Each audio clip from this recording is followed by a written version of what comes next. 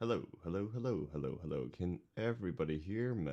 Can everybody hear everyone? Hello, that hello. Everybody cannot hear music at the Hello. moment. That will change in a second. Now people should be able to hear music. I should probably turn that down too.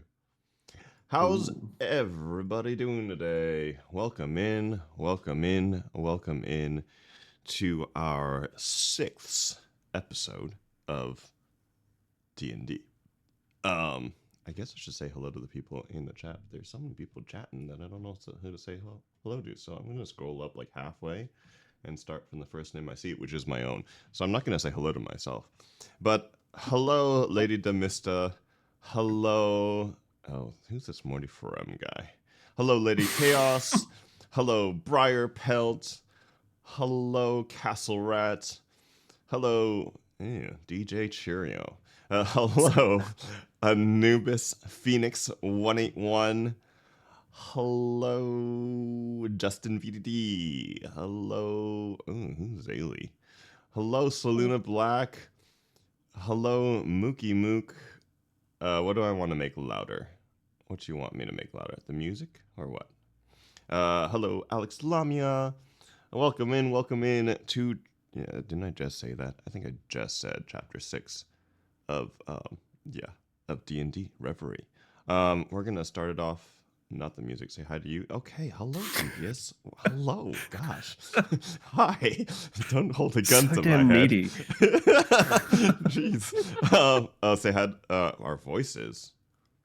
Does my voice need to be louder? Oh, I think my voice is usually pretty loud. Are we low? Are we low? The heck? Are we muted? Is this shouldn't be. another case We of gotta do VOD a not turning on live his own sound audio? with the audience. Let me double check to see you guys. Question mark? What happened? No, I can see you guys moving. Are we really loud? The music is too loud. Yeah, knew it. Okay. That's why it is. That's why it is. Okay, how's that? Hello. It shouldn't be. If you I'll just keep the music low so you guys can turn up the rest of Twitch up, and I don't need to hear music. Why do I need to hear music? Anyway.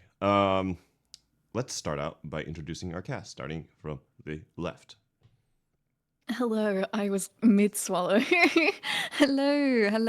I am Necro Noir. I keep forgetting that I should probably say like, who am I?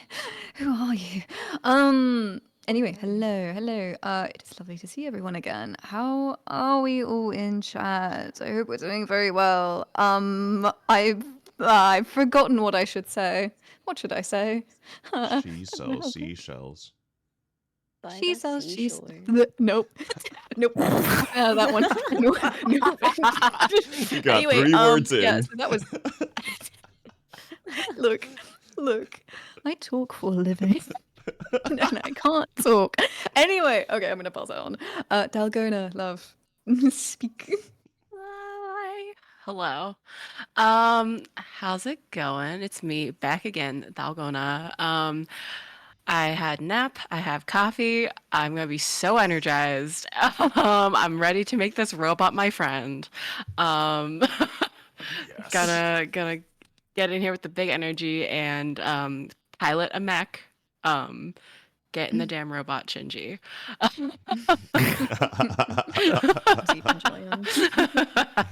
Excited. All right. It's me. Hi, I'm Chirio. I apologize now. My voice is fuckered because I'm sick. But like in game, Scarlet, we'll just stick with that. She's allergic to bone dust and call it a plan. Yeah, for everybody who's still in or who still is on a Saturday, it's free comic book day. So if you're interested in comics, check out your local comic book shop. Why is it? Numpty, take it away. After the stream, of course. Yeah, well, why is After it the comic stream. book day? Like, what's the So significance of the date? the first Saturday of May is free comic book day, and it's to help expand the love of comics and to provide like spotlight to your local comic book stores. I see. Yeah. Well, tomorrow's May the Pushes 4th. up. Yep. Yeah. Last year it was May the 4th, if I remember correctly, and everyone was dressed up as Star Wars characters. Hey. It was great. There must be less love for it in general now because, reasons. Numpty! Ahoy, it's me, Numpty. I think that comic book day sounds freaking awesome and it's already the May the 4th over here, so I'm already enjoying Star Wars Day with D&D, of course. We're actually doing a Star Wars D&D session today. We're just ready your lightsabers. Completely shift gears. It's a beach episode, right? Like a it's an on-set episode. Yeah. And now for something completely different. Yeah, no, I'm looking forward to some D&D and then afterwards some Star Wars shenanigans. Hey. Yeah, it's gonna be a good time. Hey, Numpty. May the 4th be with you. Indeed, may the 4th be with you. Thank you. Okay, Zaylee. It's me, Zaylee. I don't have a pickup line for y'all. I spoiled it. I don't have a tongue twister for y'all. Speaking of which, Dalgona, do you have a tongue twister for us? No, but I can retry the one from last week because I don't think I did it correctly last time. Let's see. Peter Piper picked a peck of pickled peppers. There we go. Hey. Hey. Hey. Okay, on to my pickup line. Prepare a pickup line. Oh my god, are you flirting with me? No. I mean, wanna be my Minecraft This without becomes a the different type of craft? stream. Sorry. Wait, what was it? Want to play? Wanna be Minecraft without the craft? Oh, that's cute. That's actually a good one. Okay. Why was everybody trashing on my pickup lines? That was Because yours sucked. wow. Wow. Yours gives Axe body spray. Hers Oh, gives God. elegance. Dior Chanel number 5. Tell me more about how elegant it is. All right, Dom. Well, I'll start with a pickup line towards Numpty just to fuel the Dumpty rumors. Hey, Numpty, do you know why you remind me of my little toe? Why do I remind you of your little toe, big man? Because I'll probably bang you on the coffee table later when I'm drunk. Oh. Ooh, Dowdy. Dowdy. So Dowdy. I need that gif of Take the me old woman down. from fucking Monty Python, the Holy Grail. She's like, boo! No, but I wanted to be known that while we were doing sound check, I got to give everyone my "It's not you, it's me" breakup speech, and they were really loving it. It was vibes. And then we changed it to Yeah. "It's not me, it's you." Yeah. It's not me, guys. It's really you. I do want to give a bit of a content warning to something that could potentially happen this session. In the infinite space of the universe, there are some consequences to certain actions that may be non-desirable. I just want to say, if you have complaints about what happens this episode, I promise you it's not me trying to hurt you or these characters that you love. It is just the world, cosmically correcting itself. So don't send me hate mail. Send it to Vlog instead. Wow. All right. With that said, we are going to go right into the narration provided to us by the Dubious Creature VA. But there's a bit of a twist this week as we are on session 6, so we are starting the second half of Reverie, which means we are going to do a story thus far. So, ladies and gentlemen, please put your hands together for Doobie.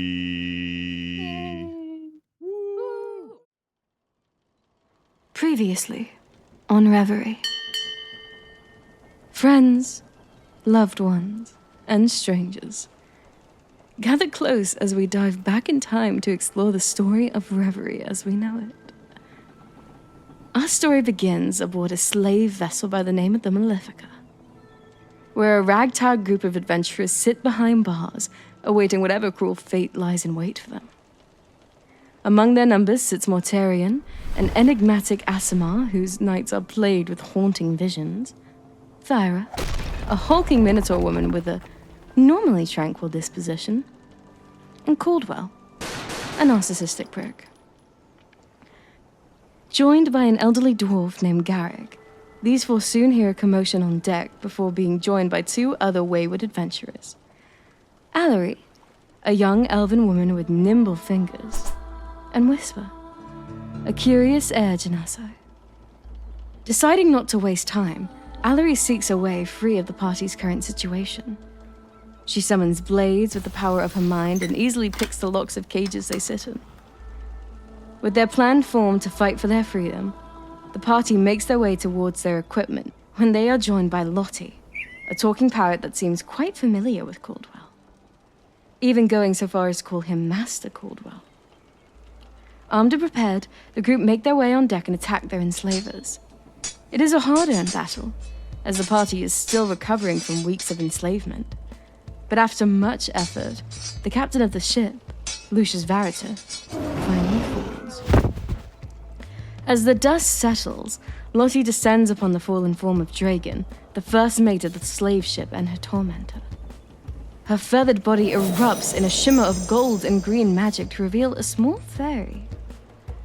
Her name is Scarlet Everflame, a small but powerful Fey cleric. The rest of the crew is stunned, but she ignores this and goes about removing Dragon's heart from his chest in an obscenely gruesome manner. Scarlet then uses his heart to sacrifice to her goddess, one meant to heal the party of their injuries. While everyone is distracted by the bizarre spectacle, Caldwell rifles through the bodies for valuables, intending to keep it all for himself. He's quickly stopped by Thyra and Whisper, and is forced to share the bounty with the rest of the party. Among the slaver's valuables is a curious chest with 3 locks adorning its latch. Once opened, the party finds another chest, its shape distended outward as though pushed from immense force within. Its stone surface is covered in harsh runes, and it's home to cracks of faintly glowing light. Neither blade nor force could reveal the mysteries within, but it does seem to have a reaction when fed. Blood. Deciding to set aside this mystery for now, the group decides to focus on something more pressing for the time being. That is, what they need to do next. By general consensus, and a failed attempt at rigging the vote by Caldwell, Thyra is named captain of this ragtag crew. Given the state of food supplies and disrepair of the ship, the crew decides to head for Reverie, the pirate island haven in the middle of the Rao Ocean, in Caldwell's home. The next few weeks of travel are tumultuous, but the Malefica, now renamed to the Magnifica, barely holds itself together as it finally sees land on the horizon. They've arrived at Reverie. Before making port, Caldwell takes the lead by signaling a nearby lighthouse with several flashes before slowly guiding the ship through the gallows spines, a maze of deadly reefs known for dragging pirate ships to their graves. Arriving at Reverie is only half the battle, of course, as the group makes contact with a slimy but affluent figure, the Shipbreaker. Him and Caldwell recognize each other, but it quickly becomes clear that they are not friends. After some haggling, he offers to fix the Magnifica for a hefty price of 5,000 gold, an obvious sham, but the crew has no one else to turn to. Whether out of spite or madness, Alarie decides to take a silent dip into the water, sneaking upon the Shipbreaker's pleasure yacht and relieving him of several rather expensive-looking vials. Once the Magnifica is docked, the crew decide to head to the Blushing Camellia, the local magic store in Reverie, to find out answers in regards to the mysterious chest. The group is pleasantly surprised that the store is run by Lilas, a former acquaintance and employer to Whisper, Alarie, and Scarlet. While he's unable to identify the contents of the chest outright, he offers to keep the chest for the next 3 days as he performs a greater legend lore upon it. In the meantime, he directs the crew north to the ruins of Sel Hakar, where similar Orcish ruins have been found. The crew thank him, leave the chest in his care, and set out to find a place to rest their heads for the night. Looking to lay low, the crew booked 2 rooms at the Black Gull, an inn run by a turtle named Old Barney. The crew decide that they'll make their way towards the ruins in the morning, but they have a number of things to do before leaving town, so they split up before heading to their separate destinations. Thyra, Alarie, and Mortarian head towards the Magnifica, looking to check on the status of repairs while checking in with Garrick. While the two are otherwise distracted, Alarie slips into the cabin and decides to get properly sauced before attempting a small science experiment. Without proper knowledge of the items she relieved from the Shipbreaker, she decides to mix all the vials. The result? An explosion tears through the hull of the Magnifica, killing 4 of the laborers in a blaze of fire and death. Elsewhere, Whisper, Scarlet, and Caldwell pay a visit to the Crimson Lantern, the finest brothel in Reverie. They find out that Caldwell was raised by the Lantern Ladies, a group that helped pull him off the street when he was a young orphan boy. Madame Devereaux, the proprietor of the brothel and an adoptive mother figure to Caldwell, beseeches him to stop his quest for vengeance, but he refuses her pleas and leaves the room. Turning to Scarlet, Madame Devereaux reveals a poster of Malachi's menagerie, stating that it is coming to Reverie. The usual brightness of the fairy turns cold at its sight. but we don't yet know why. As the crew reunites at the Black Gull, they unwittingly run into the source of Caldwell's hatred. A shot rings out as Captain Blackheart Braxton leers down at the party, taunting Caldwell in front of his entire crew. He is Caldwell's former captain and a member of the Captain's Council. He reveals that he was responsible for killing Caldwell's parents when he was but a boy, later catching him for thieving, and at an older age forcing him to do his bidding. Braxton goes on to tell them that he is prepared for Caldwell's revenge, and when the boy had finally come for him, Braxton shot him and tossed him into the sea like garbage. Now that Caldwell has returned alive, he promises that he'll finish the job, and soon. Braxton leaves the crew alone with nothing but a warning, and the crew rests uneasy through the night. The sounds of jeering and mocking are heard all night from the floor below. In the morning, the crew finds a strange note addressed to Alarie. It was a warning from a group named the Concord, telling her to beware the elf with silver hair. The group find it curious, but decide not to question her about it. They make their final preparations and set off towards Sel Hakar. Amongst the uneven and rugged terrain of the jungle, Mortarian surprisingly takes the lead, pushing forward as if the jungle is a natural habitat for him. For a leg of the journey, the group finds that they are being stalked by a pair of vapor lynxes. These apex predators are known to tear apart even the most challenging of prey. However, putting his two massive wings to use, Mortarian spreads his impressive wingspan into the air and roars a bestial cry. The lynx are intimidated by him and decide to leave the party alone. During the last leg of the journey, the group comes across a massive field of pale violet flowers. Thyra decides to lean down and pick one of them, almost immediately getting pulled into a trance before stringing boldly into the field of flowers. The party jumps into action to save their captain. Mortarian unleashes his whip in an attempt to grapple Thyra, but misses. Whisper casts Chilled Touch upon her in an attempt to wake her. Even Caldwell shoots her in the ankle in an attempt to slow her down, twice. Scarlet soon recalls tales from her homeland in the Feywild, and she remembers that these flowers are known as the Violet Embrace, and they are known to draw all manner of creatures in an endless trance until their eventual death. With little other option, both Scarlet and Mortarian rush into the field, fighting the effects of the pollen in order to reach Thyra's side. Scarlet casts Lesser Restoration and is able to cleanse Thyra's condition. Whisper also attempts to enter into the field, believing that her gaseous form will protect her from the effects of the pollen. This belief is wrong, however, and Whisper soon finds herself in the trance. Alarie ties a rope into a makeshift lasso and attempts to stop Whisper's advance into the flowers. However, her strength pulls too much, and almost drags Alarie into the flowers with her. The combined might of Mortarian and now lucid Thyra can put a stop to Whisper's stride, and her condition is cleansed by Scarlet. With the troubles of their journey behind them, the group finally come across Sel Hakar. They enter without much issue, Alarie's expertise with traps allowing her to identify and avoid them as they maneuver through part of the dungeon. Having passed a set of main doors, the party find themselves upon walkways surrounded by masses of skeletons. The doors behind them slam, and the race is on. As the party struggles to figure out what's going on, skeletons begin to rise from the depths, slowly threatening to overwhelm them. There is clearly a puzzle that must be solved, and as the others set off to find clues, Caldwell unleashes a hail of deadly bullets, mowing skeletons down with deadly precision. In the center of the room, a mass of skeletons begins to ripple, a looming danger that threatens to wipe them out should they dally for too long. Thyra is first to stumble upon a puzzle, a sphere of concrete rings that must turn in order to create specific combinations. She does her best to guess at how it works, but the lock doesn't budge.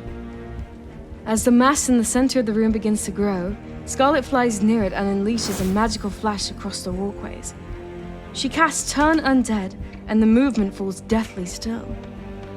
After a few more attempts, Thyra discovers the key to the puzzle, and the party sets out to solve each of the puzzles that litter the room. Once they are all solved, the room falls still and the door ahead of them opens.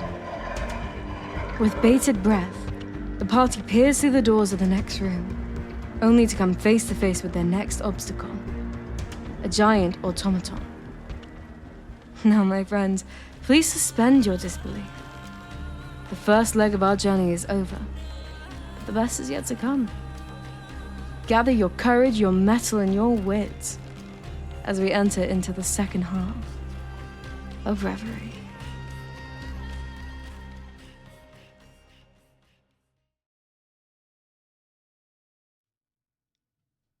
Beautiful. Can I get a So W in pretty. chat for Doobie?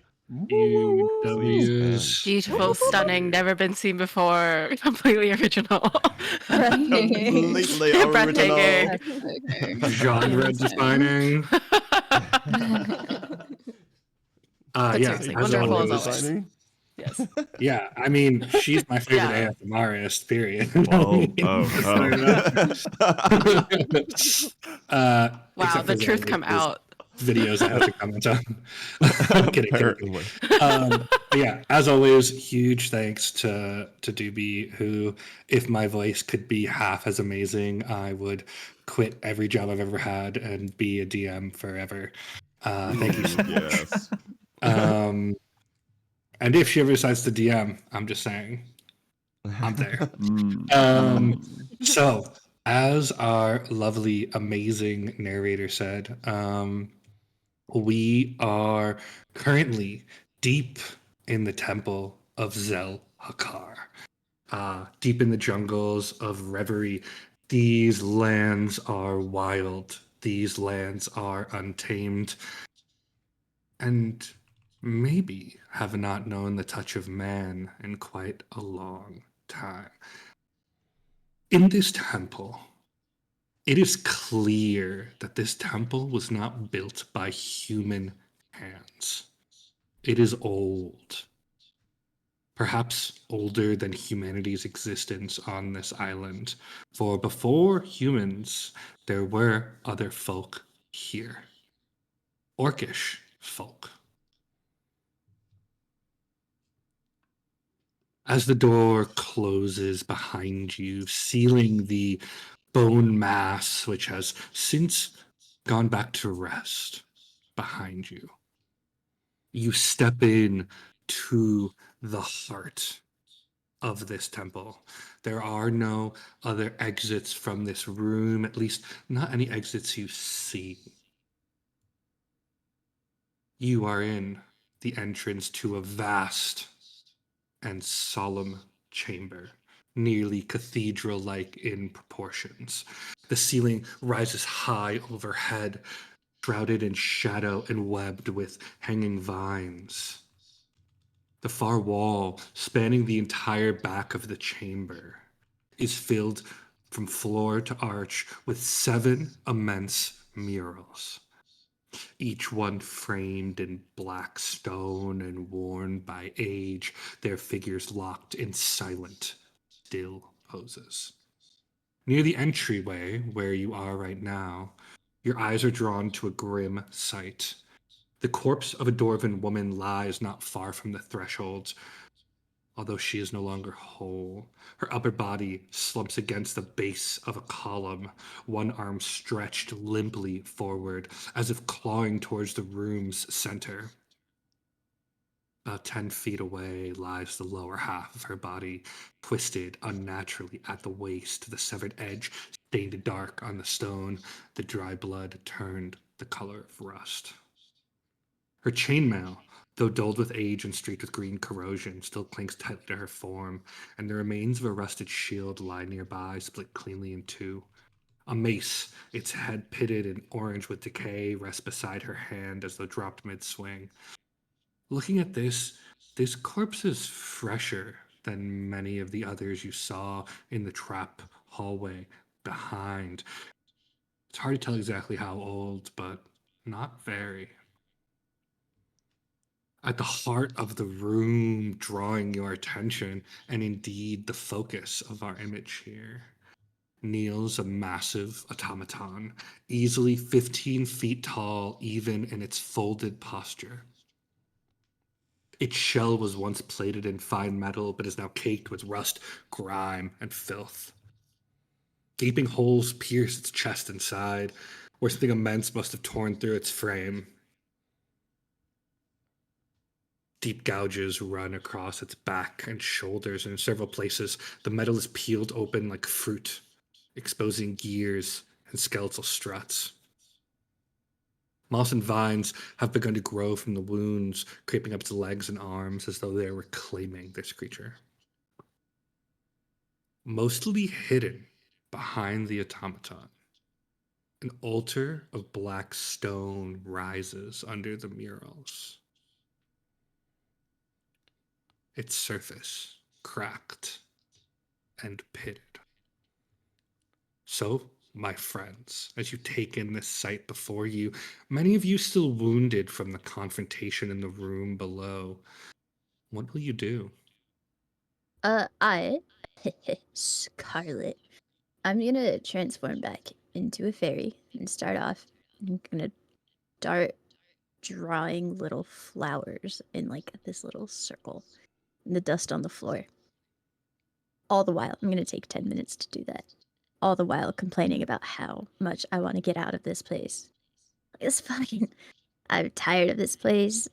I'm pretty sure the fucking bone dust is setting off my allergies. My eyes hurt. My nose hurt. I'm gonna cast a prayer of healing. Once I have this floral circle. Those aren't the bad flowers, right? I'm sort of pointing down at those ones that you made. Suspicious. I'm standing away. I'm like obviously like a bit like. If you're looking traumatized. if you're looking closely, there are little like flowers that resemble them, but it's like a whole I don't know, it's like a variety of different flowers. You have lilies and daisies, etc. Vines interlocking all of them to make this like beautiful ritual circle. Yeah. And so as I said, I'll cast prayer of healing on us, like usher everybody into the area, cast it, and it'll like light up green and gold as I do that. If I can, Master DM. Of course you can. Now, I will say, as you call upon your deity, the Wild Mother, in some ways it fits with this place that has begun to be overgrown by wilderness, reclaimed by nature. However, there is a bit of resistance against it. I need you to go ahead and make a wisdom saving throw for me. Okie dokie. You got this. That is a dirty 20. Okay. Oof. Easily enough, your connection with the Wild Mother is so strong that even in this place, which is a temple clearly not dedicated to her, you manage to channel her energies, and the green and gold energy surrounds and suffuses you. I believe everyone gets to roll 2d8 plus your wisdom modifier. So why don't you go ahead and roll that, Scarlet? And everyone can heal that much. I'm actually doing this at 3rd level because I don't have any 2nd level Okay. spells yet. Oh, So it's very level 3d. spell. Yeah, so it's 3d8 plus 4, which Okay, might so be go a ahead little and bit overkill, but 19 points of healing for everybody. Okay. Hell Oh my God. yeah. Thank Fully God for healed. clerics. Everyone can heal those 19 points Crazy. as the Wild Mother embraces you all back to some level of healthier. I don't know if you all are healthy, per se. But I have a question, DM. If we're yes. over healing, do we get temp or is it just maxed? Nope, no temp hit points. This is just healing you to maximum. I Unless wish. you have some sort of feature, Scarlet, that would allow that, which I don't think you do. I do not. Yeah, okay. Yeah, it looks like everyone is healed almost back to full. Which is good because in these 10 minutes you get to really look at this automaton, and man, it looks real scary. Looking at it standing up, you think maybe 25, 30 feet tall, maybe 15 feet wide.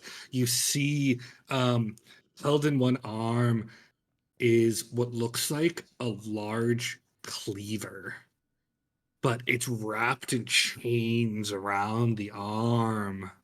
And this cleaver, probably the blade about the size of a guillotine, maybe 8 feet long and sharp.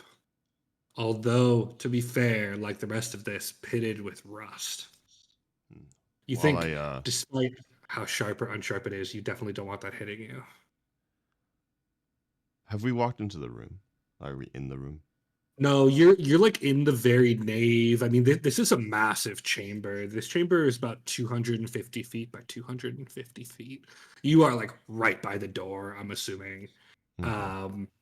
And even in this massive chamber, like this automaton, which anywhere else, a 30-foot tall automaton would be huge, is dwarfed by this chamber. I mean, I want you to imagine like walking into like the Duomo in Milan. Like it's a single massive room, and there are columns and there are murals. There's an altar. You see the remains of what might have once been like stone benches and other things, but like, most of the things here are just pitted and destroyed by time. You get the sense that as you've gotten the entire time, this temple is probably well over 1,000 years old. Could I roll for perception to see if I can notice anything more? What exactly are you trying to perceive for? If there's any like if there's any traps, if there's anything that could like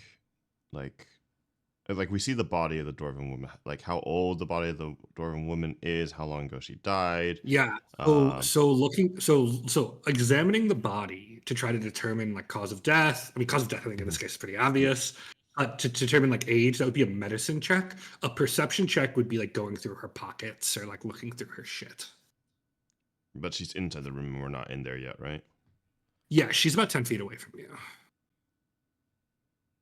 Her upper body is like leaned against a pillar, and like a skeleton, like a mostly now skeletal hand just like reached out to the center of the room. The lower body is about 10 feet further in, and it's just like carelessly laying like in the path, and clearly ripped in half by some enormous creature. So we can't. I mean, I would love to go through her pockets, but I probably shouldn't enter the room yet. So I'll turn to Alarie and be like, "Hey, you think there are any traps for us?" We can definitely check to see. If you guys want to look for traps, I mean, from where you're at, right? This is a large room. You can like do initial look for traps around your area, but sort of as you enter is probably the best time to like actively search for traps. But either Alarie or Caldwell, you can go ahead and make a investigation check. Check for traps. I think you have advantage on that, right? Or you better. I have a +5 on investigation. Oh yeah, you go for it. Okay. That is a 21. Ooh. Okay. Looking around, you saw a lot of traps in the rooms leading up to this, and so you have a good sense of sort of what traps, if any, could be protecting this temple. Looking around in your immediate area, I would say about 20 feet in any direction, you don't see any traps.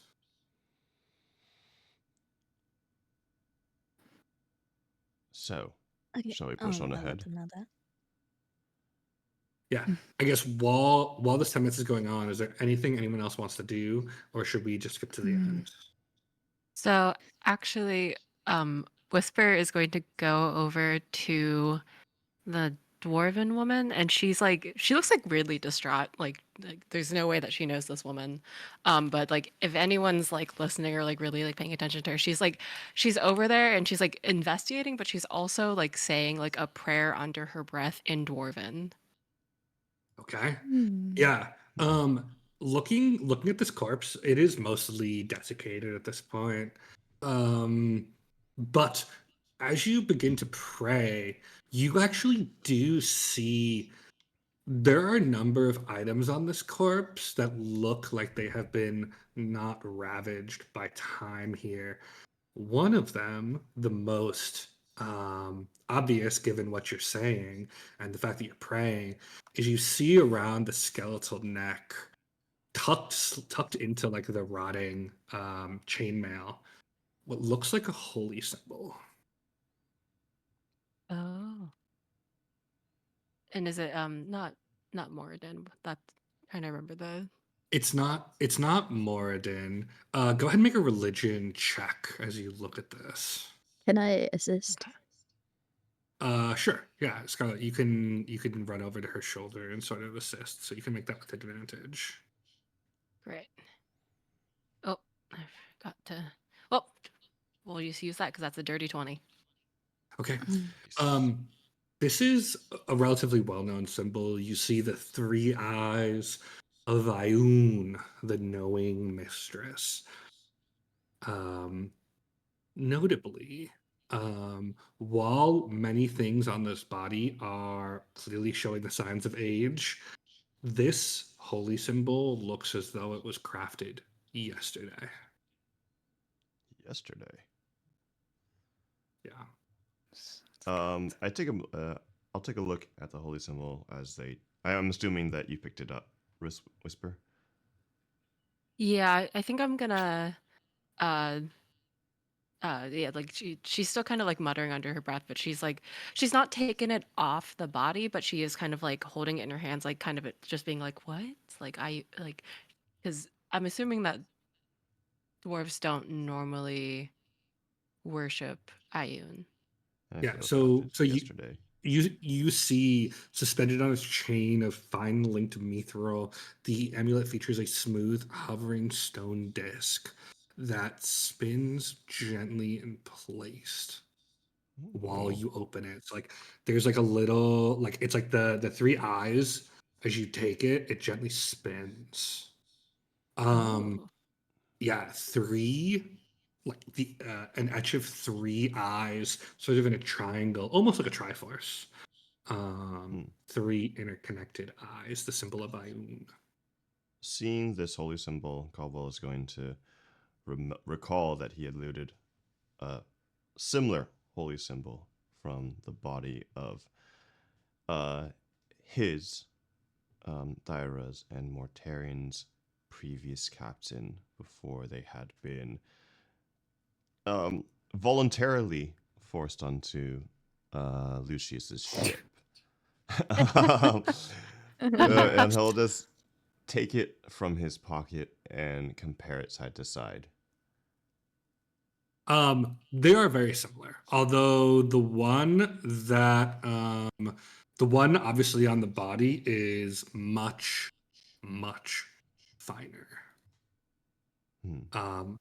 Far finer. And you recall looking back or thinking back to pre-capture on the Malefica, there was the captain of the Stella, Yuri the Sea, who was a Tabaxi woman, did indeed have the holy symbol that you carry now. When you found her washed up on the beach, dead in the Solari archipelago. It's interesting that this one looks so new when this body has been here for clearly some time. Well, if it's got divine power in it, it might be preserved. Possibly.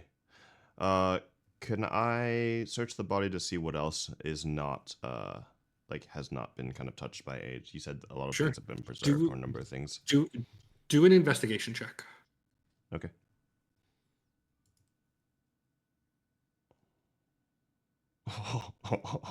Four. Does anyone, Scarlet or Whispers, do either of you have proficiency in investigation? Not I me. have half proficiency.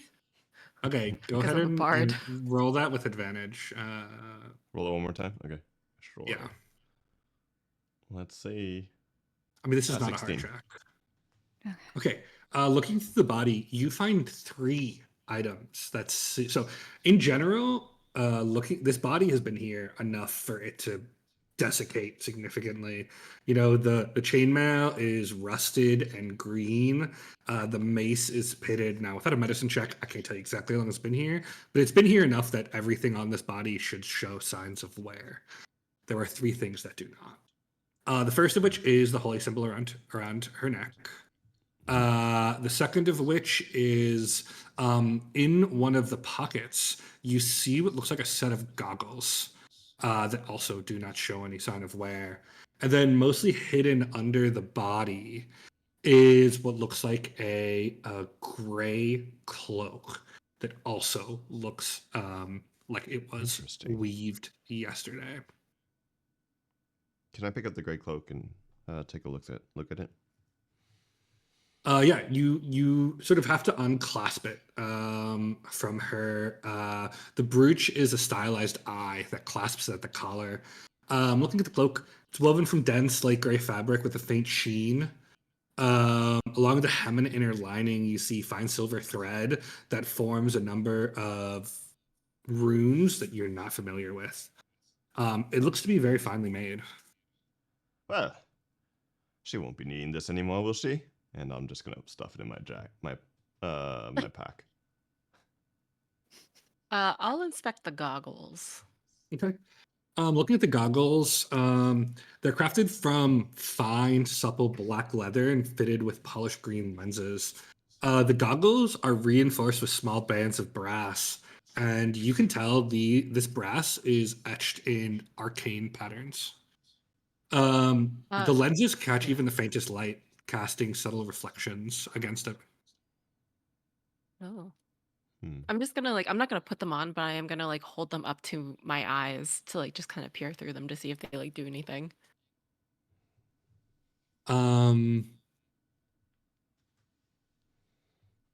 It sort of shows you through a greenish glow the world, but that's about it. While all of this is happening, can I use my Eyes of the Grave action? Okay. And the to eyes of the see if grave, there's exactly what? Yep. As an action, you know the location of any undead within 60 feet of you that isn't behind total cover or protected by divine magic until the end of my next turn.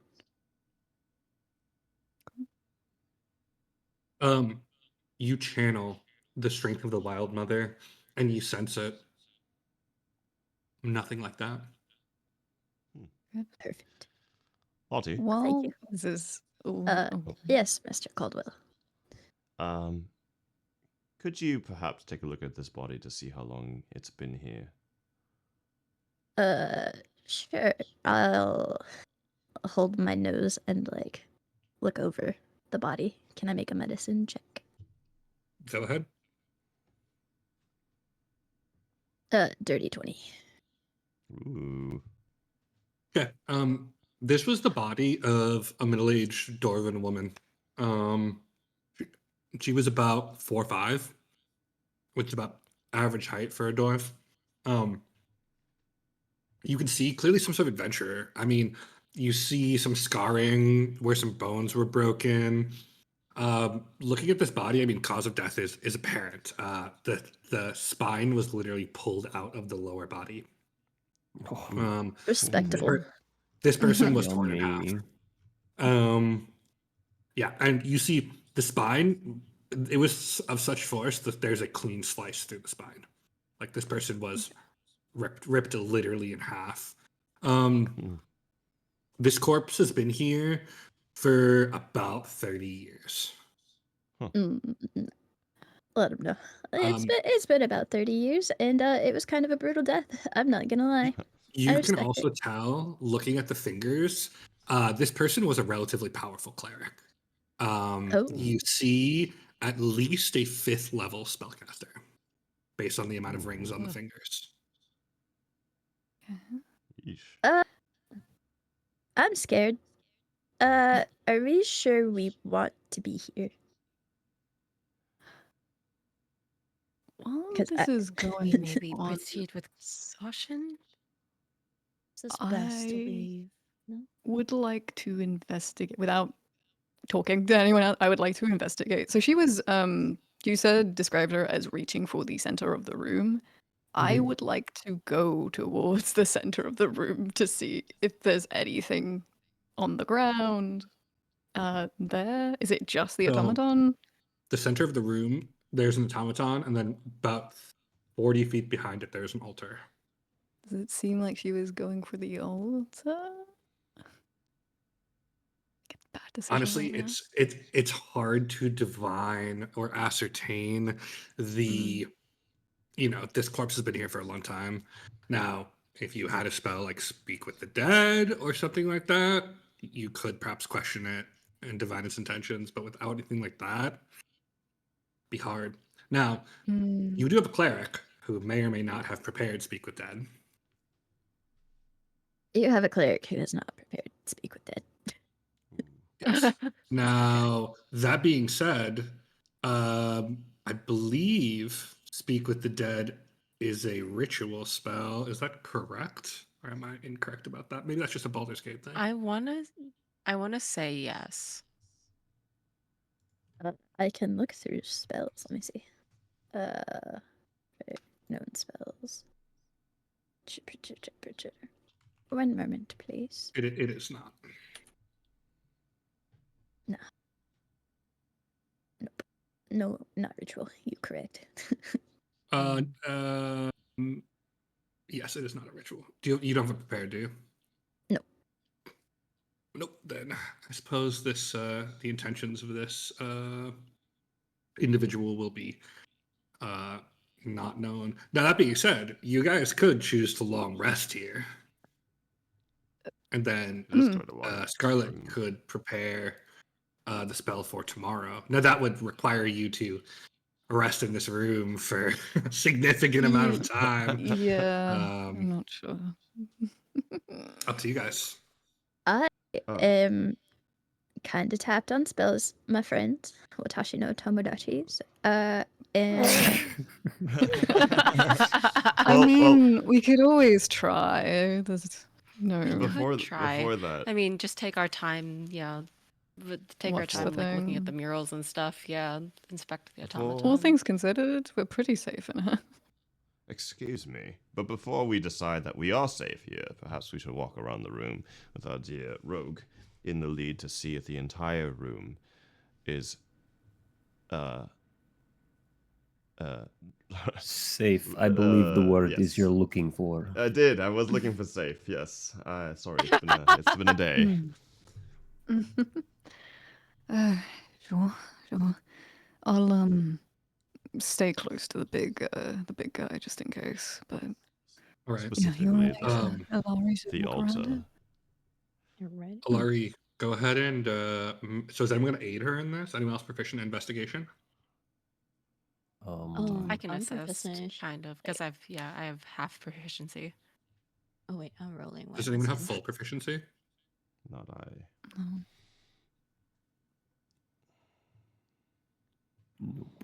Everyone's Alright, dependent on Alarie. Yep. Go ahead and make your roll. I'm going to mentally slightly adjust the DC because Whisper is barred. Okay. Go and roll the investigation. That is a 21 again. Haha! Ooh. You all watch with bated breath and readied weapons, probably pointed firmly at the automaton, as Alarie begins to make a round of the room. Alarie, to really carefully examine a room this big for traps, it's going to take you about an hour. Mm-hmm. That being said, you start at the edge and you move in, and I think there's a certain amount of trepidation as you move closer and closer to this automaton. As you approach, you see the wounds, the torn metal is quite a bit deeper than you originally saw from the edge of the room. Whatever happened to this automaton, there was some sort of battle here. You see other signs of it. Scattered around the room, you see blood on the floor in various places. You see the remains of certain spell components that you don't really understand the intent of, but you can identify. You see like cracks and remains where some large force, like a mace, perhaps hit the ground. You definitely see places where the automaton must have smashed the ground. Like these large, like 5-foot holes deep in the floor where it looks like a fist or a weapon connected. You see here and there like the remains of like broken chainmail, ripped, scattered metal. You can't quite ascertain what exactly happened here, but there was a group of people more than just this Dwarven woman who were likely locked in combat with this thing for some unknown reason. Can And it I look looks around to see if there's any way to find out if this automaton is like a time-based activation thing? oof. I mean, I would say that would probably be out of your realm of expertise. That's more of an Arcana question. You can go ahead and make an Arcana check to see if you can ascertain that. I would say that's pretty far out of your wheelhouse, but you never know. Let's see. Could I help? I would say because she's sort of looking around the room alone, probably not. That's fair enough. Yeah. Okay. Yeah, that's a 3. Is that a natty one? Yeah, Yeah. natty one. Honestly, Alarie, like you've seen automatons before, but you've never seen an automaton like this. I mean, this is something ancient. It's something unknowable. For all you know, this thing could get up tomorrow, or now, or never again. It looks like it's been through hell, but if this thing starts moving, it's gonna fucking kill you. Oh no. Okay. Yeah, just keep looking around then for traps. You do a pretty thorough sweep of the room over the next hour. You at times have to get quite close to the automaton. Looking at this, you cannot ascertain the exact mechanic, but you do ascertain that there is a method that this automaton was powered by. You do not understand it. You do not know what it was. You do not know if it's still active. But certainly once this automaton was powered. Can it be again? Will it be? You do not know. But it certainly once was. Besides that, you think looking at this almost 30-foot tall automaton, putting traps in this room is like adding insult to injury. Like if this thing doesn't kill you, what do they need traps for? Right. That being said, in your hour of searching, you do not find whatever activation method this automaton runs on. Not with that check.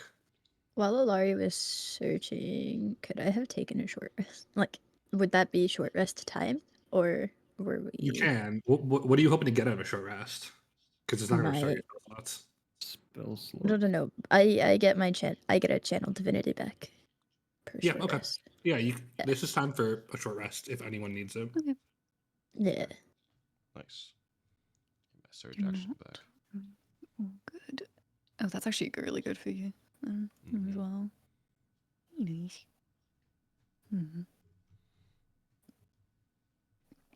And what of the altar? Where did I miss that? I don't know.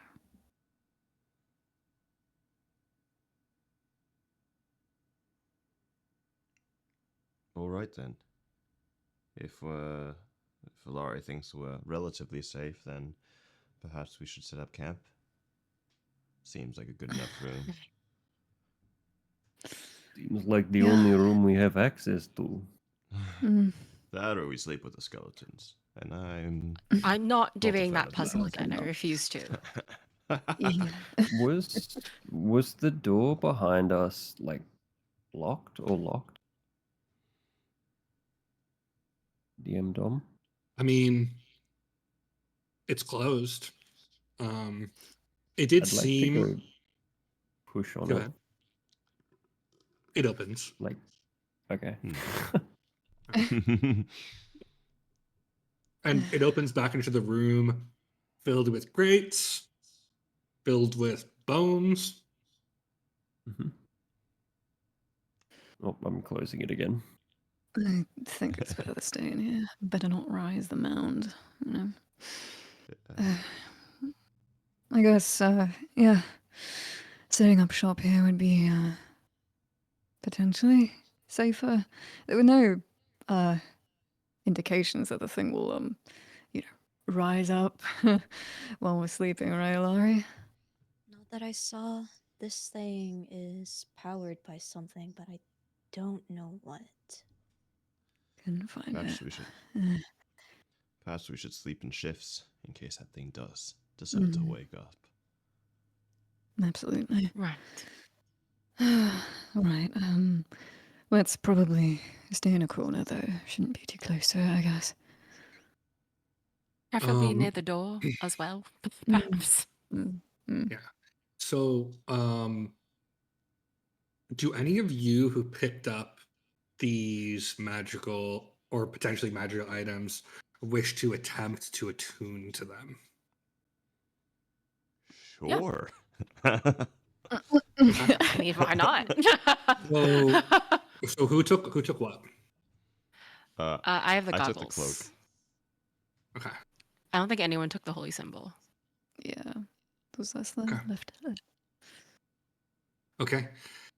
The Caldwell, as you spend the evening focusing on the cloak, you understand that this is a cloak of protection. You gain a +1 bonus to armor class of the saving throws while you wear this cloak. Whispers, as you attune to these goggles, you understand that these are the goggles of night. While wearing these, you have dark vision out to 60 feet. If you already have dark vision, it increases by 60 feet. Nice. Okay. Yeah. And those actually don't even need to be attuned. Those are just, you just wear them. Perfect. Dope. Okay. You know. All right. Scarlet, as you take your rest for the evening, you can't help but let your thoughts return to this woman, this cleric of a god. You can't help but feel some sort of kindred spirit to her. I mean, to die in the duty of one's deity. It's a shame, but it's who would do it. It's true. The creed of the Wild Mother is a cycle of life and death. You know, without death, there is no beauty, there is no joy to life. And while the Wild Mother does not govern life and death, she is not the matron of ravens. Her creed is a nature of cycles. You know, we are born, we live, our bones return to nurture the life of other things that are the plants that then animals eat to live, that we eat to live, and it's all part of a cycle.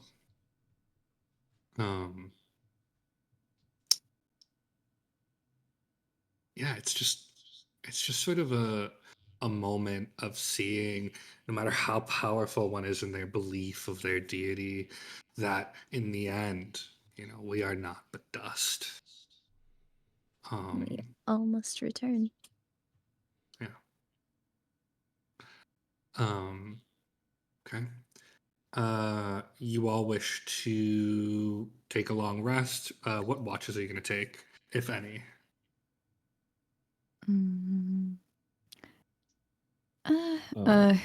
Who's like doesn't need a lot of sleep, aka elves? Elves and whatnot. Mine is. I'm probably fine. I can probably Mhm.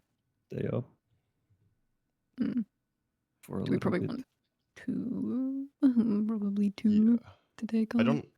I don't have anything to really recover, so I will take one of the No. shifts. Yeah. Yeah, I think I'm also pretty much fine. So Scarlet turns into Okay. a cat and finds someone's lap to cuddle up in and is out. Keeping y'all alive is a lot. you, yeah, Those of you worked you- hard today. Good job. Those of you who are taking watch, go ahead and make a perception check. Okie dokie. Oh no. Which tab am I doing? That one. Perception. 11 for me. I got 7. Ooh, Mine's not coming through for some reason. 9. 9. Ooh. Those are some pretty Rough tough rolls. fucking Rough rolls on the perception. Yeah, pretty Yep. average rolls. As the night passes, I mean, there are sounds from in here. There's certainly a very eerie, sort of dark, dangerous quality to this room that keeps you very much on edge.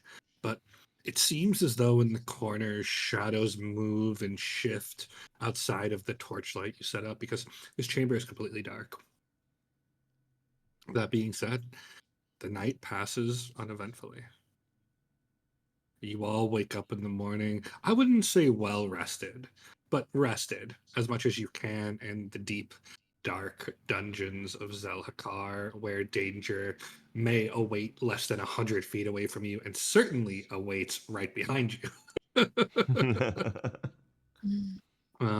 However, you regain your health, you regain your spell slots, and for those of you, I guess, in the audience who don't know, they also gain a level. So our adventurers are now level 6. And you feel slightly more empowered. Now, that does a number of things for a number of you, which we will discover as things go on.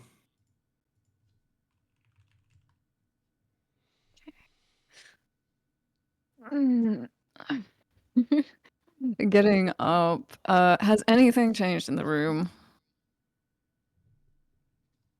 I suppose. Make a perception check. Oh, okay. Can I aid that? Yeah, sure. If you're proficient. I don't think it's too Yes, I am. important. I'll just roll 2. So first one's at 10. Oh, nope. 10 is 10. That wasn't a nat one, by the way. That was a 2. I just have -1 perception. 10. Okay. Yeah, I see that. Everything looks the same. Okay. Alright. Yeah, I mean, it's hard to see, but everything looks the same. Did we want to speak with the cleric? I can speak with Dead now. This sure. would be a good idea. I Would think good so. to know. Let's figure out what we want to ask. Before I actually cast this, otherwise I will mess this up. We How many only get questions do you 5 have? questions, right? Is it 5? 3. 3 questions. I'll have to look at Speak with the Dead again. No. Until the spell ends, you can ask the corpse up to 5 questions. The corpse only knows what it knew in life. What did this to her? Or what happened to her? What's I in believe this should be a chamber question. or ruin? Yeah, what's the little... Well, from what we know, gather what Why we she's know. We here. know that a battle happened here. We Yeah. know that Did we there is ask the if why she automaton was there. here in the first place? Yeah. Yeah, we could also speak about if the automaton is friendly to her or not. It could have been something else that ended her. I think probably the why she was here might be the most insightful. So yes, Could be here to would be one kill of the questions, right? something. Yeah. What happened to her? Why you were here? What is the automaton? Maybe what? To Who was? remember, Like, did she have an allegiance or to anything or anyone? I don't know. We Just could trying ask to- to about the holy remember, symbol. we may be wasting a question if asking about if she knows what the automaton is. She might not, and then we have wasted question. So, for those of you who don't know, I'm going to quickly put there are some restrictions on this Speak with the Dead spell. So you can ask the corpse to 5 questions. The corpse knows only what it knew in life, including the languages it knew. Answers are usually brief, cryptic, or repetitive, and the corpse is under no compulsion to offer a truthful answer if you are hostile to it or if it recognizes you as an enemy. The corpse can't learn new information, doesn't comprehend anything that happened since it died, and cannot speculate about future events. Hmm. Yeah, so being. Okay. So asking for example, asking the corpse, will the automaton rise again? The corpse has no idea because it can't comprehend what's happened since it died. It does not, what is literally happening is you are not returning the spark of life to the body. The body retains its physical memories from life. So think of it like you're asking the brain, not the soul. All right. Do you know what the automaton is? Last question. I do believe that we should still ask what the automaton is, because it could have played a part in whatever happened here. It looks likely that it played a part in whatever happened here. And if she doesn't know, it may be a wasted question, but at least then we'll know it wasn't around when she died. Maybe a better question is if it's good or bad, keeping it simple. If Am it I- is dangerous, Yeah, I feel like I don't know about these dead things, but I Well, feel like you might just mean, if we answer say it's good or automaton bad, if yeah. we ask her what it Right. is. Right, but if Right. we also don't know what she considers to be good or bad, so I don't know if that necessarily grants us any more Yes, insight. if it is friendly or not, but we don't even know if she would be friendly to us or not. Should we Um, should we ask if it's guarding anything? perhaps. Mm, There's that's a a good treasure one. in here. What we could ask What- what well, it's perhaps. if it's guarding or what its purpose is. The altar. We should ask about the altar that she seems to be crawling towards. Oh yeah. Why was she trying Yeah. to reach the altar? Was she trying to reach the... Or what does the altar represent, I mean, more likely? yeah, we could always adjust depending on her answers as we go along. Because if we ask like up top, what brought you here, and she says the altar, then we can maybe focus more on the altar. Yeah. Start with Alright. what happened, then why were you here? No, well, other way around. Start with those 2 first, and then it'll be. Then we can see. Alright then. Alrighty. Lottie, I'm please. gonna head over to the body, and I'm gonna cast Speak with Dead. Okay. It is a 10-minute cast. It is a bit of a ritual to set up. You watch as Scarlet pulls out some incense that has this very like floral, piney smell as she lights it. The light seems to illuminate the space around the top half of this corpse. And below her breath, she begins to chant. As she does, you watch as little tendrils of vines break through the pitted stone below this corpse and push into the bones, filling the upper body with a sort of viney skin. You see as she stops chanting, you hear a deep intake of breath as the skull's eyes begin to glow green and gold. You hear cracking as the corpse looks up at you. What, Scarlet, is your first question? Why were you here? You watch as the jaw unhinges.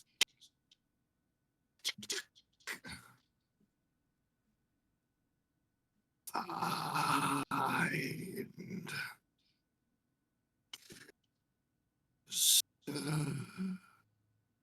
stand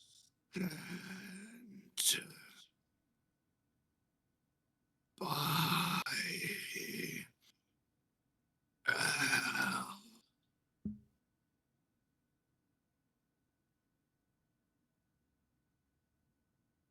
She was sent by who? Did anyone catch that? She said sent by an elf. Sent by an elf. Sent by an Oh. elf. Okay. Right. That doesn't really tell us much. Don't give us anything. No. What is the altar? Altar? Yeah. I'm having a stroke while saying this. What is the altar? It's my bone dust allergies. Yeah, sorry. It's like getting to my brain too.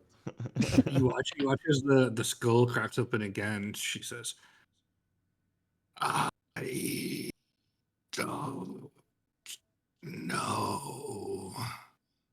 Okay. Shit. Okay, that's. It's 2 questions. That was probably the most important one we need answered. Yeah.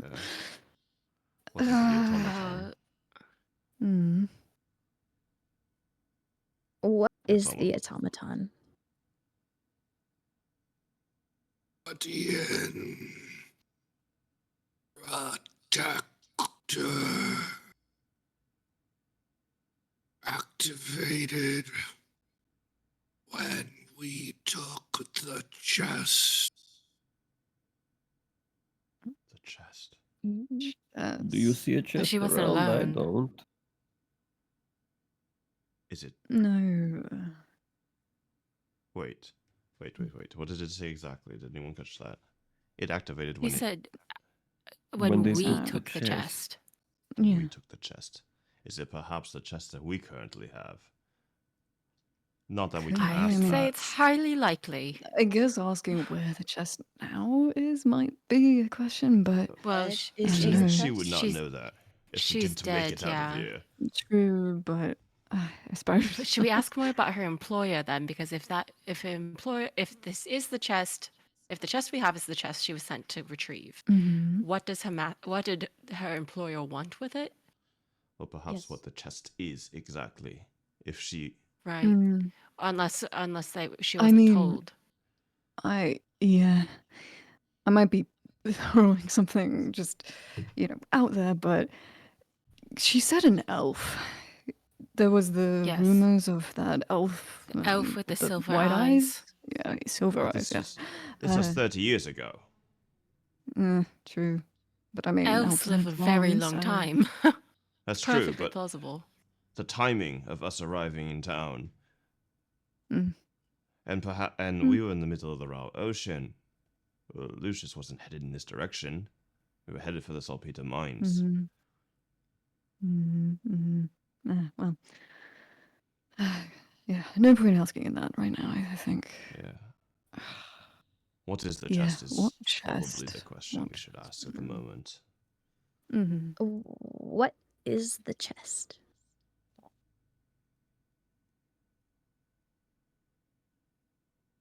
They don't know. Yeah. Shit. Braxton never said. Braxton? Shit. How many questions do we have left? Two One. more. Or one? We've asked One? 4. Fuck. We didn't. What is your association with Braxton?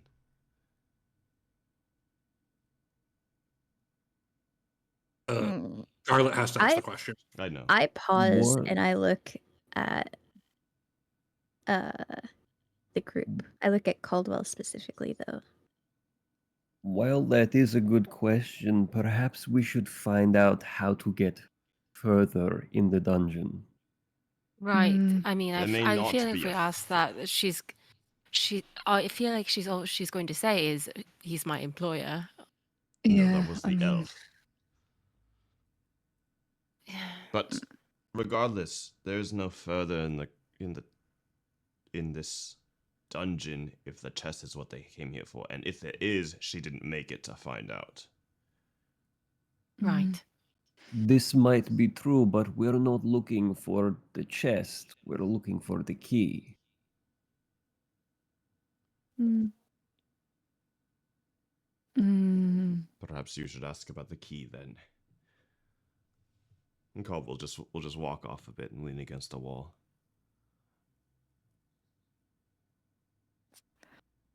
yeah, I suppose asking whether I don't know. I guess they wouldn't know about the finer details of their employer, either Braxton sending for the chest or this Exactly. elf. They just wouldn't I have a know. feeling Braxton wouldn't Scarlet? be keen to share too many details of what he was going to do with it or why he wanted it. I mean, also keep in mind, this corpse has been dead for 30 years. So Mhm. Braxton is not that old. No. Braxton is in his early 50s. So if Braxton sent them here 30 years ago, he was young, but before he was on the captain's council. So, Mhm. you know, it was a very different world 30 years ago. Um,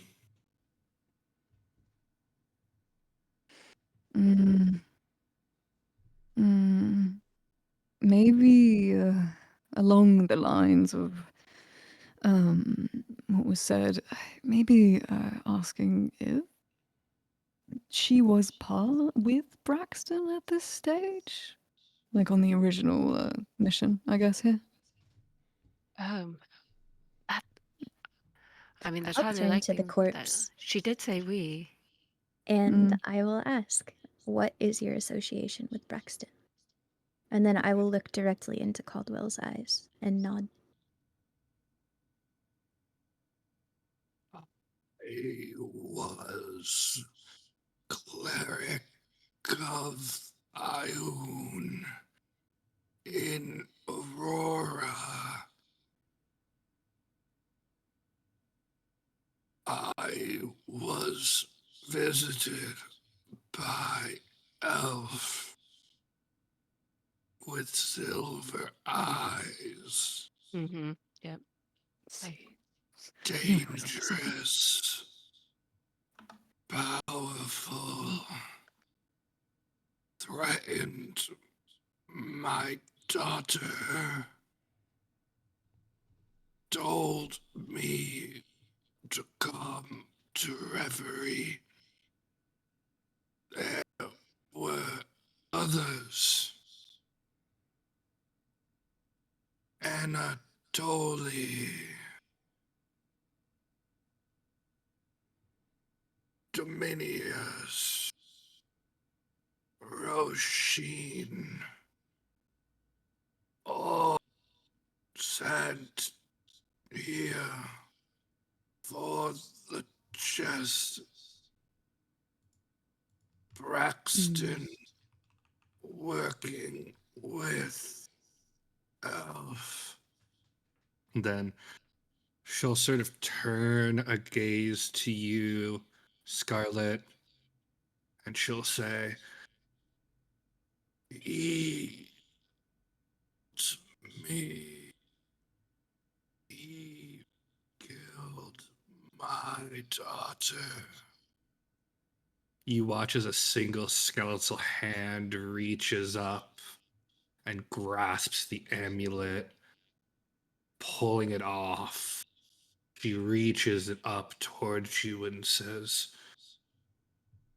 Avenge me. With I that, grasp it. as you grasp it, the body collapses. The bones, no longer held together, settling back down. In your hand, you watch as the symbol changes. Not the three eyes of Ioun. Instead, you see now upon it the garland with a staff through it of the Wild Mother. I'll grasp it to my chest. against the handmade one. On the back, you see an inscription. And it reads, do you speak Dorvish? I don't. Okay. It isn't a language you do not understand. I'll ask a group. Like, does anybody speak Dwarvish? Yes, actually. Do you mind reading this for me? Yeah, I look. Okay. Written Dorvish on the back says, "May the knowing mistress protect you always, Katerina."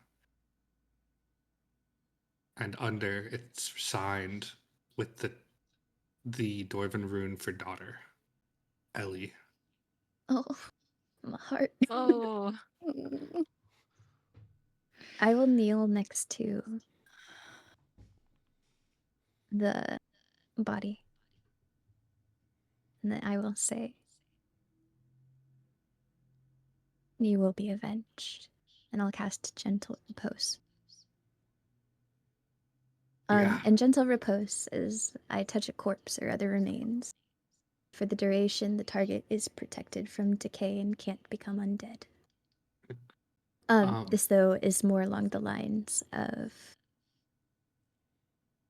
setting up. Absolutely. So what happens here is you all watch as Scarlet, the tiny pixie, reaches down and casts over the body, and what you see is the roots that had emerged to animate the body now begin to wrap it in a gentle embrace.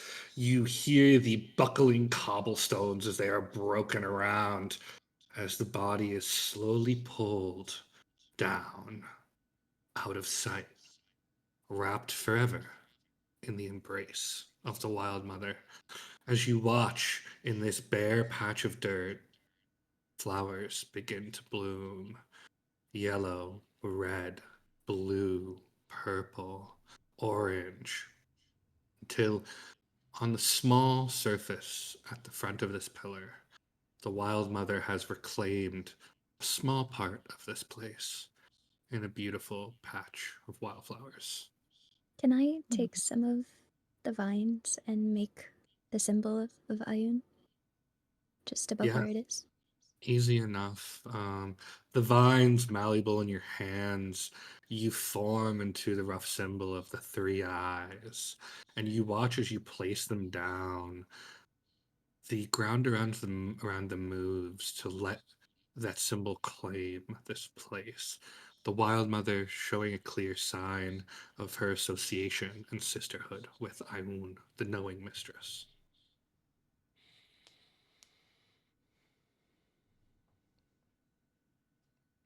I pushed myself off the wall. Well, seems this trip to this place may not have been a complete loss. But we did say that we were coming here for some key, wouldn't we? We still have to press on. Right.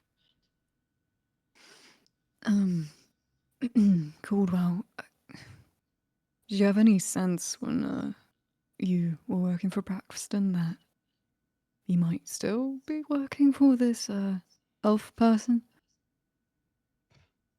I've never heard of an elf person. Difficult. Right. Well, it's time we press on a bit. I think we've wasted enough time in this hellhole of a place, haven't we? Indeed.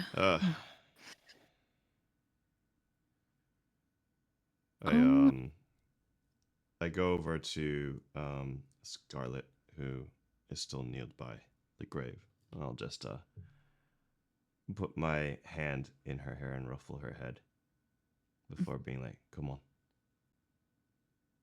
the dead can wait later." I guess I'm gonna lead everyone up then. We're gonna okay, so big room. I guess just going to Massive the end of the room is the way to go. So, yeah, this is a massive room. Now, there are a number of things in here.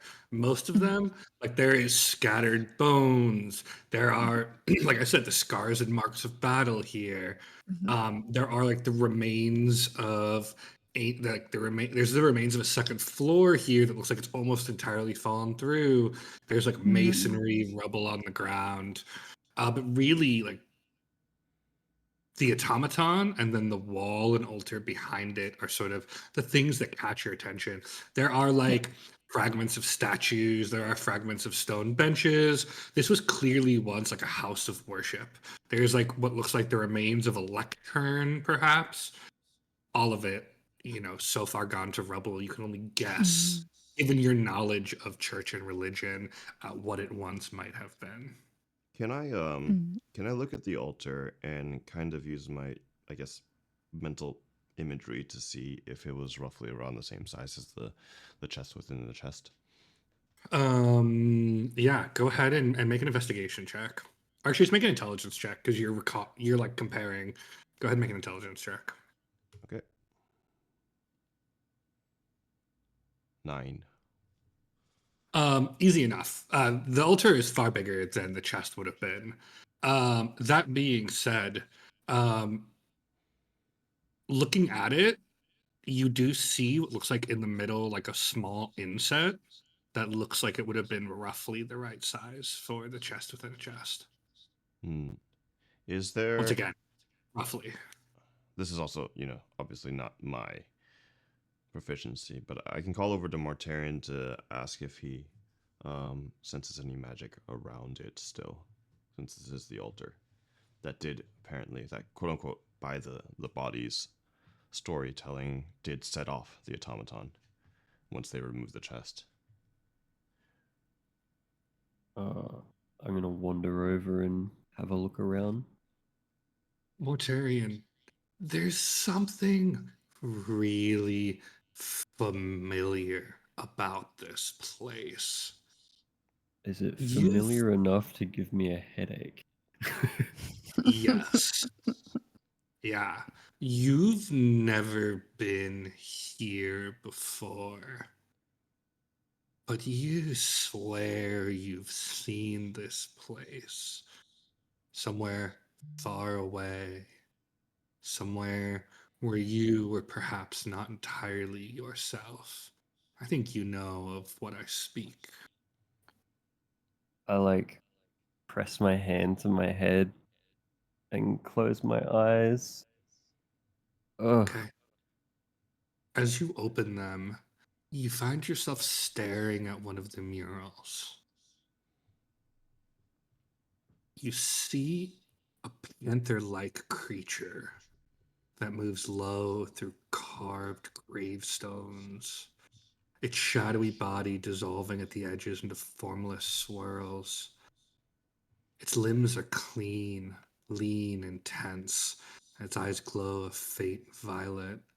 Above it, a veiled figure wearing a dark cloak that obscures most of its features stands beneath a crescent moon, their form only partially carved, but sitting over the face, a stark white visage of bone. Think this figure is familiar to you. Yeah. Seeing the first figure, Mortarian sort of tenses up and becomes somewhat panicked. But looking over the rest of the mural, the panic sort of fades away and it's more confusion, maybe a bit more like interest. But I'm gonna just sort of... Go ahead. Oh, I was gonna say I'm just gonna look over it a little bit more to sort of see if this mural is speaking to something that's happening here in this ruin, or something on this island, or if it would have any link to anything that I would understand. So once again, I think this figure is quite familiar to you. And Mm. as you sort of keep eye contact with it, you watch as the figure in the mural turns slightly to look directly at you. You watch as a hand reaches out and beckons you towards it. I start to move towards it. Okay. Mortarian leaves the altar and walks towards one of the murals. Can Do you see something? can Yeah. can we all see the mural moving? Like I'm No. gonna pay attention, look at No. it, just look at him like what are you doing? But No, the mural. I mean, you see exactly what I described, the panther-like creature. You see above a veiled figure wearing a dark cloak and a bone mask. mhm. Now, are you proficient in religion? I am. Go ahead and make a religion check, Scarlet. Okay. Nope. That's a 6. Don't quite do it. Mortarian, as you approach, you watch as the edges of your vision begin to mist. Now, you've experienced this before. If you continue forward, you are likely to walk into one of your visions. I'm gonna continue forward. Okay. Mortarian takes 2 more steps, reaches up to touch the mural, and freezes. I have. Mortarian. Go ahead, Go ahead, Scarlett. sorry. I was gonna say I Yeah. have a passive insight of 17. What could I tell as this is happening if he's like afraid, or if he's accepting of Um, this, or to be concerned? I don't know, Mortarian. How are you feeling at this moment? Pretty not like afraid, but definitely confused looking. Sort of not sure of himself, but not so unsure that he's like afraid. Okay. Right. Mortarian. As you press your fingers against the mural, your vision blurs, and you once again walk in the misty realm of the dream. You see the temple, not as it is now, but as it once was, towering, pristine, and whole, the stone clean and gleaming beneath shafts of golden light that spill through an open ceiling. At the center of your focus stands a weathered human man, cloaked in tattered green fabric, his long hair streaked with gray, his face lined by time and trial. Around him lie dozens of armed and armored orcish corpses, strewn across the floor, their blood pooling dark beneath the once immaculate murals. The man bears no weapon. He has no armor, but his very presence thrums with power, energy rolling off of him like heat from a forge. From beneath his cloak, he produces a box of white marble and bone, small and heavy, its surface etched with brutal orcish script and interlocking seals. He lifts the lid and, with reverent care, draws from his robes an object of unmistakable dread, a dark stone Ouroboros. Its snake-like form curled in endless hunger. Suspended in the center, an open, glowing eye floats unsupported, its light a brilliant, unnatural blue. As he places the artifact into the chest, a sharp breath escapes from him, a mix of exhaustion and relief. But as the lid closes, you hear it cracks like shattering glass and from the object, veins of blue light race outward, splitting the marble with thin, glowing fractures. The man pauses, his expression unreadable. Then, without a word, he turns, puts the chest on the black stone altar, and walks from the chamber. The broken white chest sealed behind him on the altar, the cracks slowly growing and beginning to pulse with blue light as the white marble of the chest and altar begins to stain black. And with that, the vision slowly fades. As it does, you see the figure you've seen in your dreams, the figure you saw in the teeth, looking at you with a cocked head, the bone mask expressionless, the form unknowable. Slowly Hello fading. again. It's been a long time. You hear in your mind the thousands upon thousands of voices that always accompany your communion with the spirits. Do not let it be freed, Mortarian. This is your purpose. This is why I sent you here, far from our home. It cannot be freed. It will destroy everything. The figure Well, looks at you. Continue. I would ask what it is, but I'm sure you're not going to tell me. Hundreds and thousands of overlapping laughs, from the cackle of an old woman to the giggle of a child overlap all at once before stopping suddenly. I cannot speak of it. It is forbidden. But it comes, Mortarian. It comes.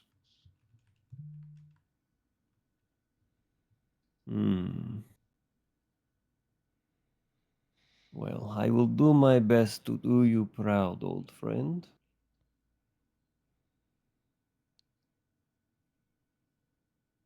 As usual, though, I'm working on a limited amount of information. You see the ever-shifting form, the tattoos always moving on the pale white skin, shifting in hundreds and thousands of patterns. This creature has always been unknowable to you. Is it real? Is it a figment of your fractured psyche, your broken imagination? But even you, perhaps, could never conjure a creature like this. As it cackles and slowly fades from view, you hear the voice one final time. It must not be freed. Must not be free. With that, the vision fades. You find yourself, as always, after a vision, sweating, covered in a cold, hot sweat. Your eyes hurt. Your nose is filled with acid. Your mouth is filled with bile. I'm gonna come over to Mortarian, sort of like put my hand on his shoulder, steady him. Are you okay? What I happened? jump away. Mortarian, are you okay? One What did that look like to moment. us? Sorry, yeah. Yeah, to you guys, Mortarian like touched the wall, and then you could see. So Mortarian, although mostly covered, has these tattoos on his skin, on his face, that just wriggled like snakes, like before steadying again. The eyes, if you turn to look at them, were just black.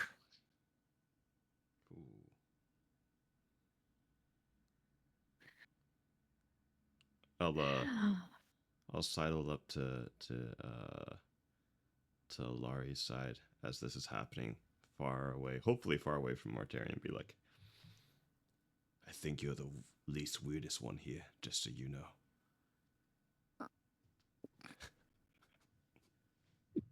I'm going to continue at Mortarian. Just I'll stay away, but I'm going to continue trying to get like some words out of him. Hey, come on, it's okay. I'm right here. Just say what happened, all right? Are you here? I think so. I mean, that's we're all dead, but yeah, I am here. Yeah, don't worry about that. No. Give What me happened? a few moments. I need to gather my berries. All right. I'm gonna just Turn wander around. around and like touch everything.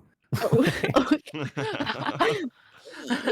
I'm gonna hold up this Marshmallow. little teeny tiny water skin. Like it's Yeah. fairy size, pixie size, but I'll hold it So up like, close. would you like some tea? I'm gonna No, thank you. Okay. Hullo have unholstered his gun and he is keeping it at his side, because that is a weird thing that happened, and it's yeah.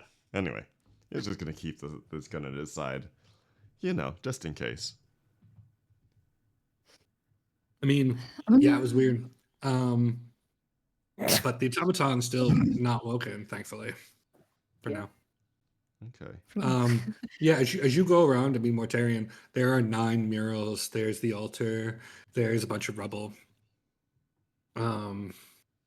He's not actually like checking anything. He's just making fair sure enough. that it's all real. Fair enough. Fair Baby enough. boy, no.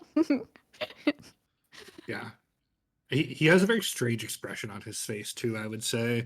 Like, like when a child like gains sentience for the first time and realizes that like things around them can be touched They self-actualize. and like random stuff. Like he They picks up become a aware of their immortality. yeah, he picks up a piece of rubble like it's made of gold and just like cradles it for dropping. Right. Okay. Thyra's gonna walk over to the altar, sort of. I'm gonna touch the altar. I know touching things have been gone bad, but like I'm gonna touch it. Just sort of like run my hand against. So it's Okay. split in half, fully. right? No, it's not split. It is split, but not in half. Mhm. It's almost as though like a tree grew through this, although there are no roots. There are like these channels where the stone has been worn away, almost like veins, but thick. Probably about the size of your pinky finger.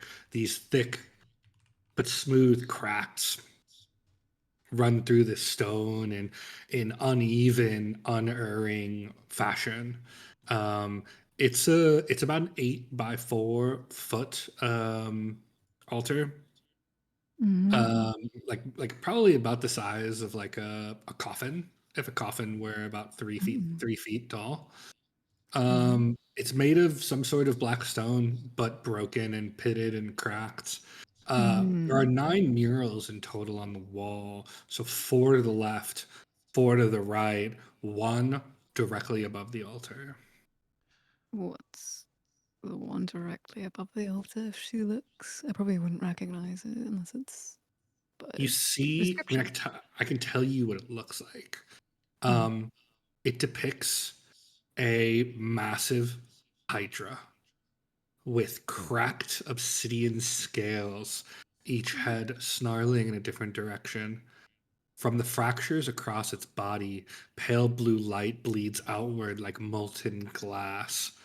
Standing above it is a one-eyed warrior clad in spiked armor, a heavy spear gripped in one hand, the other outstretched towards the beast's head. On the bottom of this mural, near the altar, there are a series of carved runes. Now, Thyra, what languages do you speak? I think just common and Minotaur. So. These are meaningless to you. So while this is What? Oh, sorry. while this is all happening, I feel like we're all avoiding the elephant in the room. So, being as bold and courageous as he always is, and obviously not looking for loot to rob, Cobble's going to approach the automaton and start to inspect it and see if you can spot anything through the gouges in the wounds of its armor. I mean, this automaton has clearly been through at least battle singular, potentially battles plural. It once again about 20 feet tall, probably once made of steel or some other gray metal, now gone mostly to rust.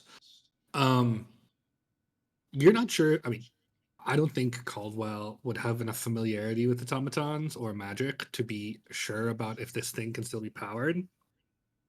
But even if it could, this automaton has clearly taken some significant wounds. Now, sometimes automatons can heal their wounds over time as a privilege of their arcane core.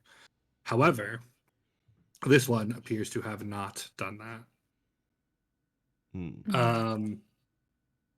Looking around, I mean, go ahead and make an investigation check, I would say, to ascertain like potentially what happened to this automaton or if it's still functional. Investigation, and then potentially either a arcana. We'll see how you roll investigation. Can I aid with the investigation? Yeah. Sure.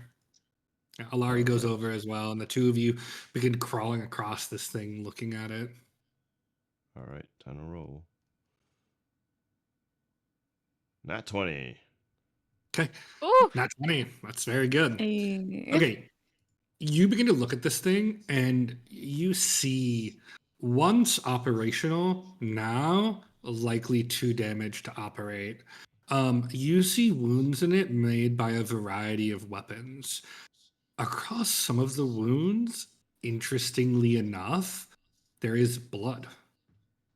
Almost as though this automaton bled, but not from all its wounds. Some clearly made by some sort of sharp weapon, sword, axe. Some small holes clearly made by daggers. In fact, as you look, there are still some daggers stuck into this thing at various places. Good, sharp steel daggers. Although at this point, of course, probably rusted beyond use. There are also definitely signs that there were some magical attacks on this thing. There are some remnants of flames. There are some remnants of ash, of frost, of various elemental magic being cast on it. With a nat 20 investigation check, I will say, although you don't understand the mechanism of how this is activated, you are fairly certain it is 2 damage to be operational at this time. Okay. Can I search it over for anything that is not rusted / salvageable? Whether it's any of the daggers, I know that the weapon it's got chained or to its hand is rusted. Yeah, I mean the weapon also far too heavy for you to lift. I mean this blade is probably about 400 pounds. You know that there are valuable pieces of automatons. Go ahead and make an arcana check. Let's see if you remember what they are. Oh, great. This is Caldwell's Arcana. Oh no, I was gonna say his Arcana is specifically attuned to loot. Like I said, I mean, automaton are very expensive for a reason. But you're not exactly sure why. There could be salvageable parts on this, but you can't find any. This is probably better looked over by an arcane spellcaster like a Whispers or a Mortarian. Well, Mortarian seems to be unavailable at the moment, nor do I trust him He's after sitting everything on that the happened. floor. Yeah. He's sitting on the floor, like, just holding a rock, Staring into the middle distance. Shell shocked. My gun is still out of its holster, just in case. Hey, Whisper. Come over here a second. Caldwell. There's this thing, you know, I think you could fit in there. Perhaps I could just, like, help push you in the hole so you can look around and see if there's anything worth it. What do you mean fit in there? You want me to go inside of this thing? Yeah, just imagine it's a big armor suit that will keep you very protected.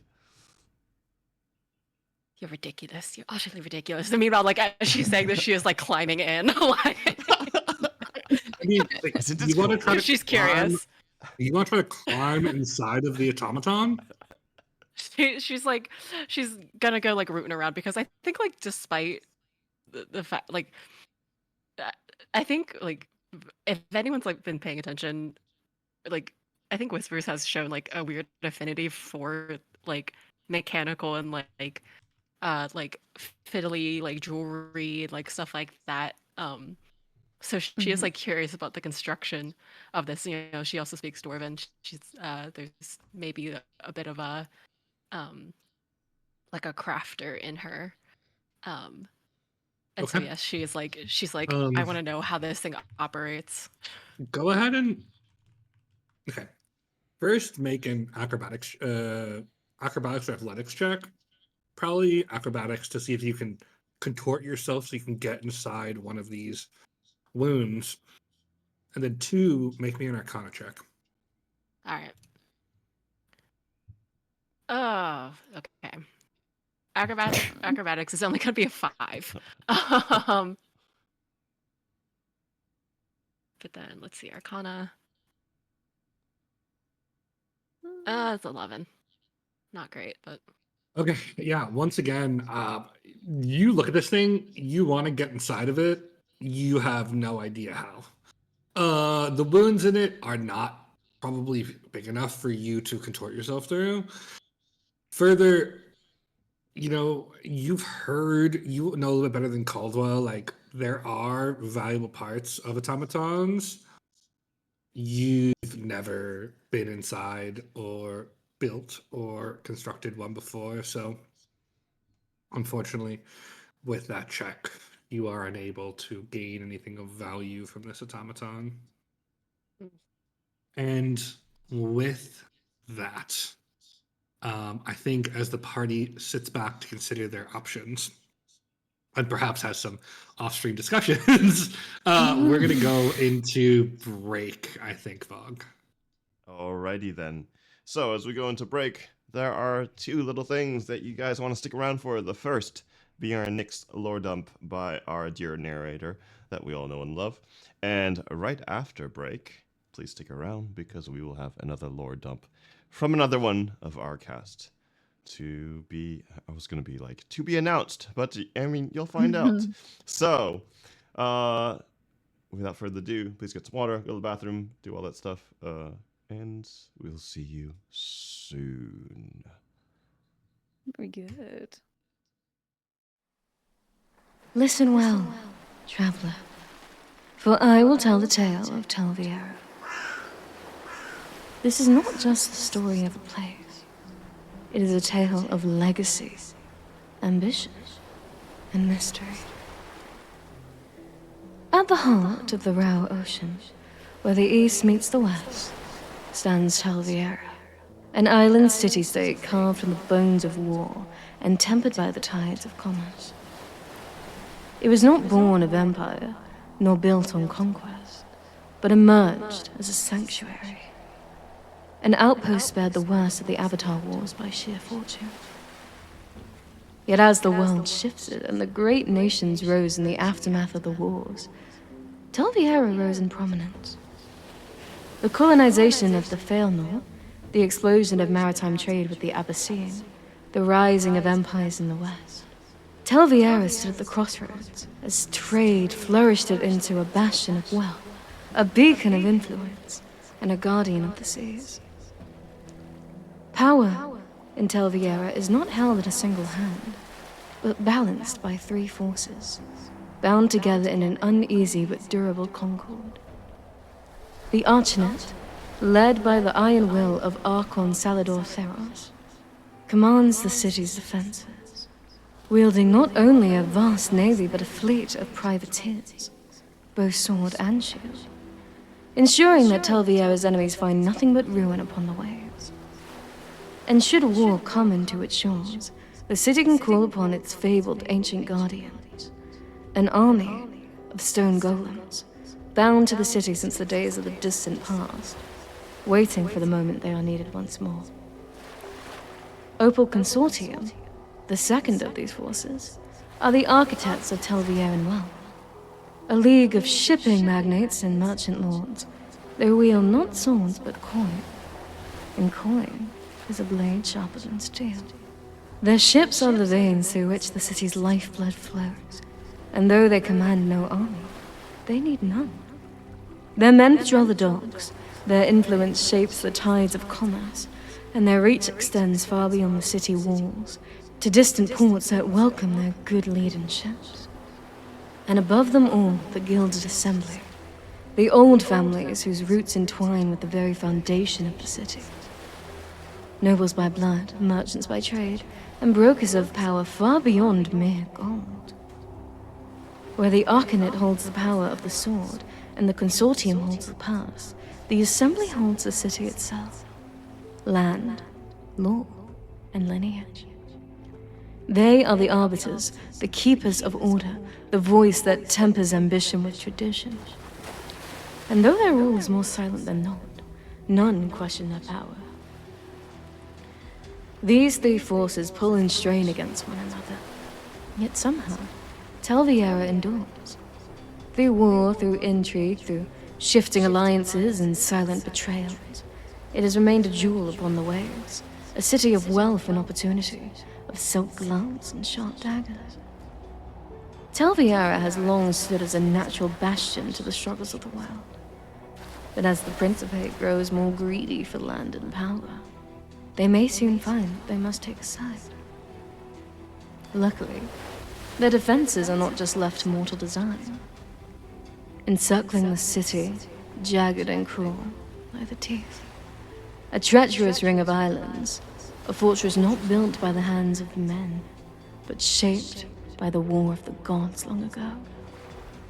Their reefs have torn apart fleets, their sharp rocks and hidden shoals devour the careless. There are but two ways into the city. The tradesman passage, a measured route, known and safe to those who follow it. And the Maw, a perilous gauntlet through the shadows, where ships must dance with death, threading razor-thin path between reef and ruin. Only the bold, or the desperate, dare to shoot them all. For centuries, men have tried to tame the teeth, to claim them as part of the city's domain. Colonies were raised, settlements built, only for them to fall, abandoned and consumed by the jungle. No banners remain, no ruins stand as proof of their existence. Only whispers, only shadows. The islands will not be claimed. Locals do not set foot upon them. And those who do not return. Should you find yourself in Tel Viera, travelers, you will find a city of splendor and wealth unimagined by any other in the world. Yet never forget, they call it the jewel of the ocean for a reason. The surface may be calm and welcoming, but do not let yourself get sucked into the depths, for you may never return.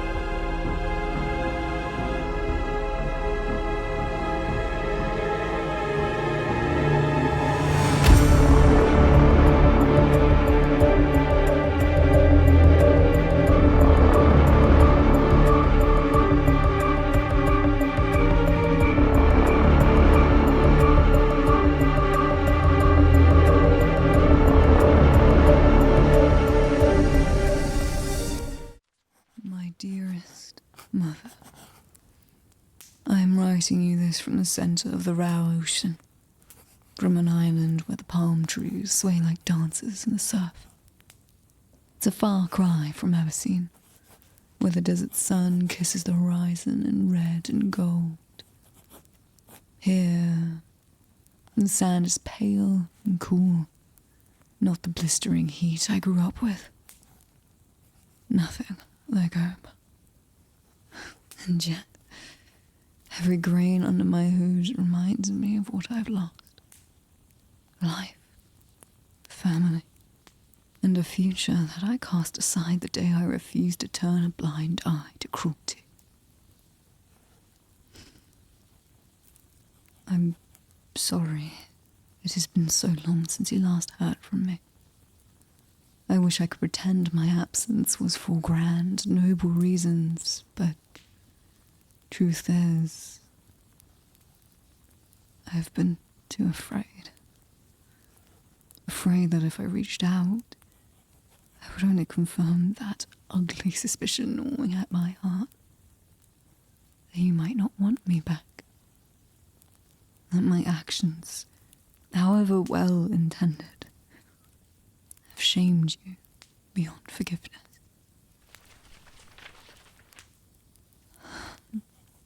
I ache for the warmth of our small house on the edge of Saladin, where the wind whistled through the woven cloth you hung to dry. I miss the gentle hum of your sewing needle, the rhythmic sound of it pushing through fabric while we waited for Father to return from his duties as a warden of the dunes. That waiting used to feel endless. And now, I'd give anything to experience such a simple agony again. To watch the doorway and see him enter, greet us with that deep, rolling laugh of his. To feel his large hand ruffle my hair, and hear him say, "Stand tall, my girl."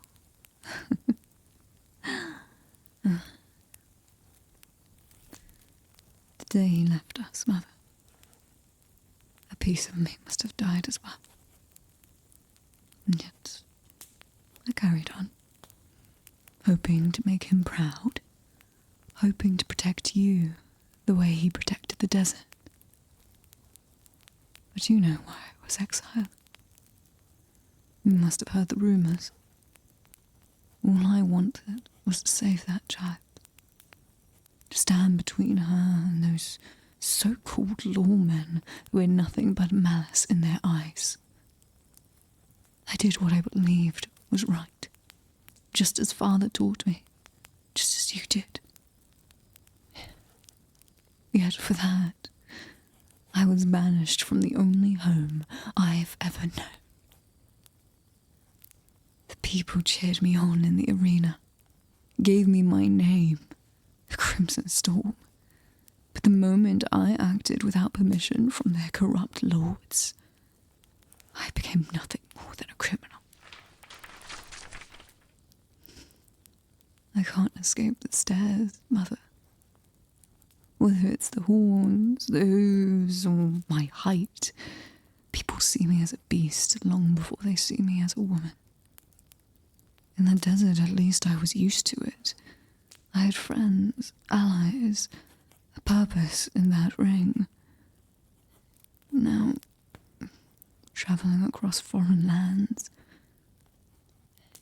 each new place reminds me of how alone I really am. The friends I've made, they're kind in their own ways, but I sense the distance. But perhaps it's the walls I built, or perhaps it's the knowledge that my path always ends in leaving. I've never been good at staying put, not after what happened. Sometimes I wonder if I lost part of my spirit out here in these faraway seas. As if the desert's heart was what fueled me. Without its scorching heat, shifting dunes, I feel diminished. less. Just a shell of the warrior I once was. Swinging her blade simply to feel some fleeting sense of purpose. I question if I'm still your daughter. The girl who believed compassion was a strength, and that justice was worth any cost. Now I look in the mirror and I see a woman I barely recognize. A monster in the eyes of many. And at times, in my own eyes. I don't know if I'll ever return to Abbacy. I'm not sure if I even deserve to set foot there again. But I wanted you to know I still carry Father's pan flute.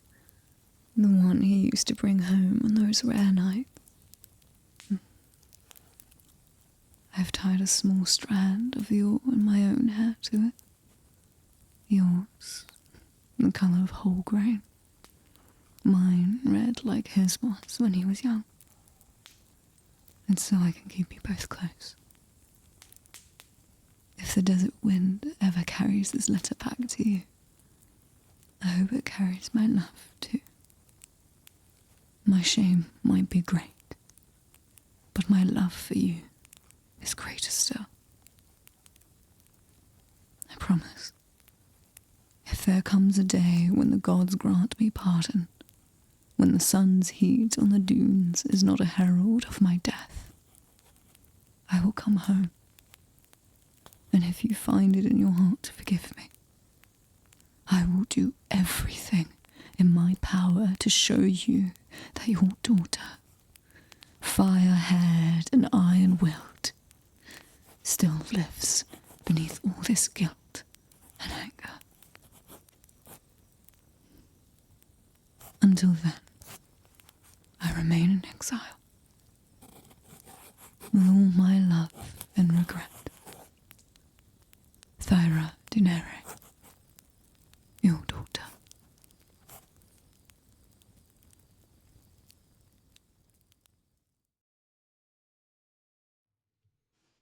And we are back. Can I get a W in the chat for Thyra Noir? Thyra Noir? Is that a new sentence? Thyra Noir. Also, someone pass some tissues, please. Just thank you for continuing on the trend of D&D characters having tragic backstories. I love that. Look, one parent has to be dead, at least. Always. Most times, both of them. Yeah. Hey, look, but I had a good family. That's something that's different. Usually the family's terrible, or at least one half of the families. My people were great. It's a shame that more parents aren't alive for me to kill. I'm just gonna throw that out there. Like, okay. Quick question in chat. Both my parents are alive. You can I was kill gonna them. say something if your parents are still alive. In chat? In life? No, I mean like in the game. Like, oh, okay. Jesus, man. Kill your parents in real life. Yeah. That's All right. I don't know why you'd go there, you psycho. Anyway, moving on from Caldwell/Vogue being a crazy yandere, we're going to go back into the game. We once again find our party still in the room they started in, proving that sometimes D&D just needs a small stage. You are once again in this like nave cathedral like room. The automaton, which is being crawled over by Alarie and Caldwell. I was approached by one of the players during break to tell me that something had happened. So Scarlet, why don't you let me know while everyone else was going around doing things? What was Scarlet doing? Scarlet was sitting on the floor holding the holy symbol she was given. The one that changed from the symbol of Ayun into the symbol of the Wild Wither. She's holding it in her hands. In like the 30 minutes while all this is taking place, you attune to this amulet, which is an amulet of the devout +2. Can only be attuned by certain spellcasters, including a cleric, which is what you are. So, congratulations on your new magical item. Now, many of us know, I told you what the other two do, so I'll tell you what this one does as well. While wearing the Amulet of the Devout, you gain spell attack. You gain a bonus to spell attack rolls and saving throw DCs of your spell equal to +2. While you wear this amulet, you can use your Channel Divinity feature without expanding one of the feature's uses. Once this property is used, it cannot be used again until the next dawn. Ooh. Okay. So, very good little upgrade for Scarlet to make you a little harder hitting. Thank you. Yeah, Thank as you. you- as you, as you attune this, you take your old Amulet to the Wild Mother, still having sentimental value to you, but you gather that the divine magic in this artifact empowers your holy spells in a way that your other one does not. So you can continue to wear both, but this one is now your spellcasting focus and will give you all bonuses associated with it. I'm actually going to take off the bone carved one that I originally started with. I'm going to give it a quick little kiss. Yeah. And then I'm gonna put it down. Are we still near where the where I did gentle repose? Yes, very. I mean, it's in the same room, so yeah, it's about 30, 40 feet away. Alright, I'm gonna walk over and I'm gonna put that symbol right next to the vines and flowers. Yeah, a nice little final resting place for Katarina.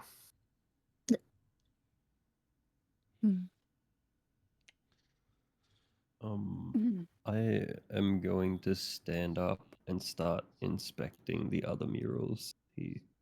I'm feeling a lot better now. Okay. Still mumbling a Yeah. little bit, but a lot better. I mean, so there are I'd 9 also murals. like to look at them. Yeah. Yeah, so there are 9 murals in total, and sort of stepping back into something that your characters would know, but I guess worth sharing with the world. Much like 3 is an important number in Christianity, 9 is an important number in Atlas. In Atlas, so originally there were 9 prime deities, 9 fallen deities. This changed with the joining of Tempest with the prime deities at the end of the Breaking, which was the War of the Gods to sort of end everything. There are 9 major holidays in the year. 9 is a number of significant religious significance. As my players so happily pointed out, 9 also a specific number in geography. There are 9 massive glaciers to the north of Ilsbard called the 9 Stars. 9 is just a number that pops up a lot in the lore and the religion and the world of Atlas. It is comparable to the Holy Trinity, the Holy Triad. 9 is a holy number. And it definitely maintains that connotation here. So I will quickly read through these murals. I'm gonna go quick. I'm gonna go left. I'm gonna bounce around a bit. The one in the center I've already described, so I will not describe it again. But the first mural on the left shows a pale, desiccated crocodilian beast curled among crumbling gravestones. Above it, a gaunt figure in rotting robes stands with half a skull for a face and a single glowing eye. One hand is raised, the other clutches an open tome with pages trailing into mist. The second is the one Mortarian touched has the panther-like creature. I'm not going to describe that one again either.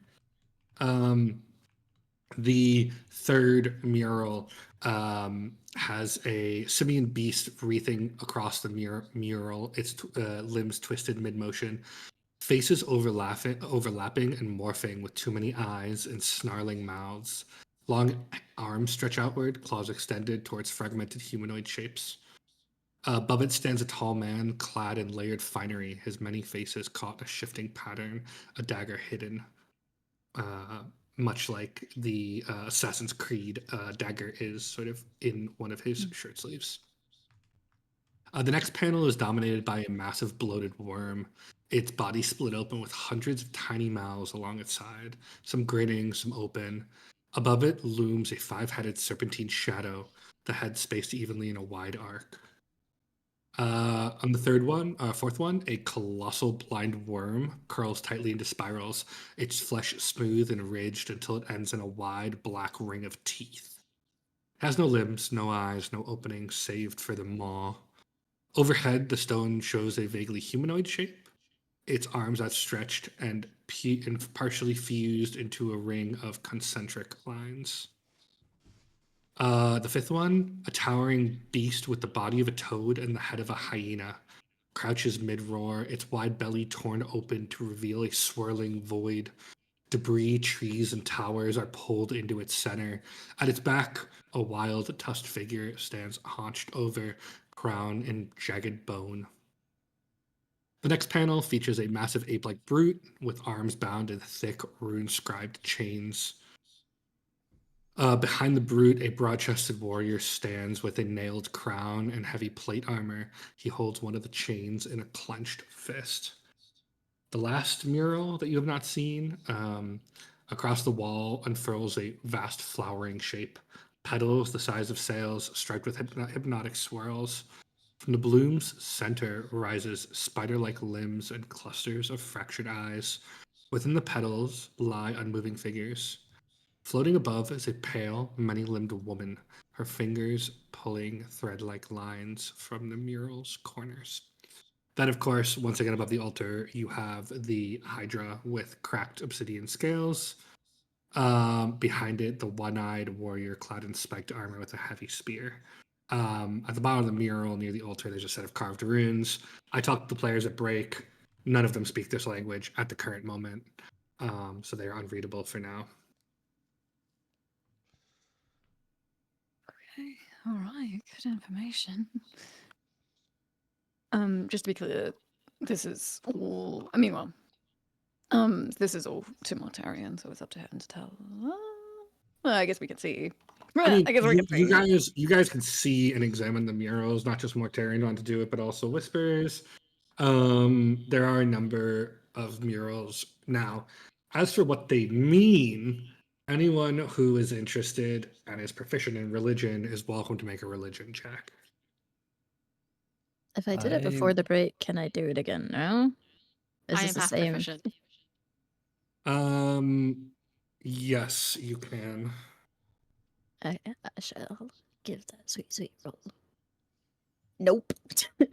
No. That's a 5. You guys, I if it's not the Wild Mother, I don't really care. Fair enough. Whispers, would you like to make a check?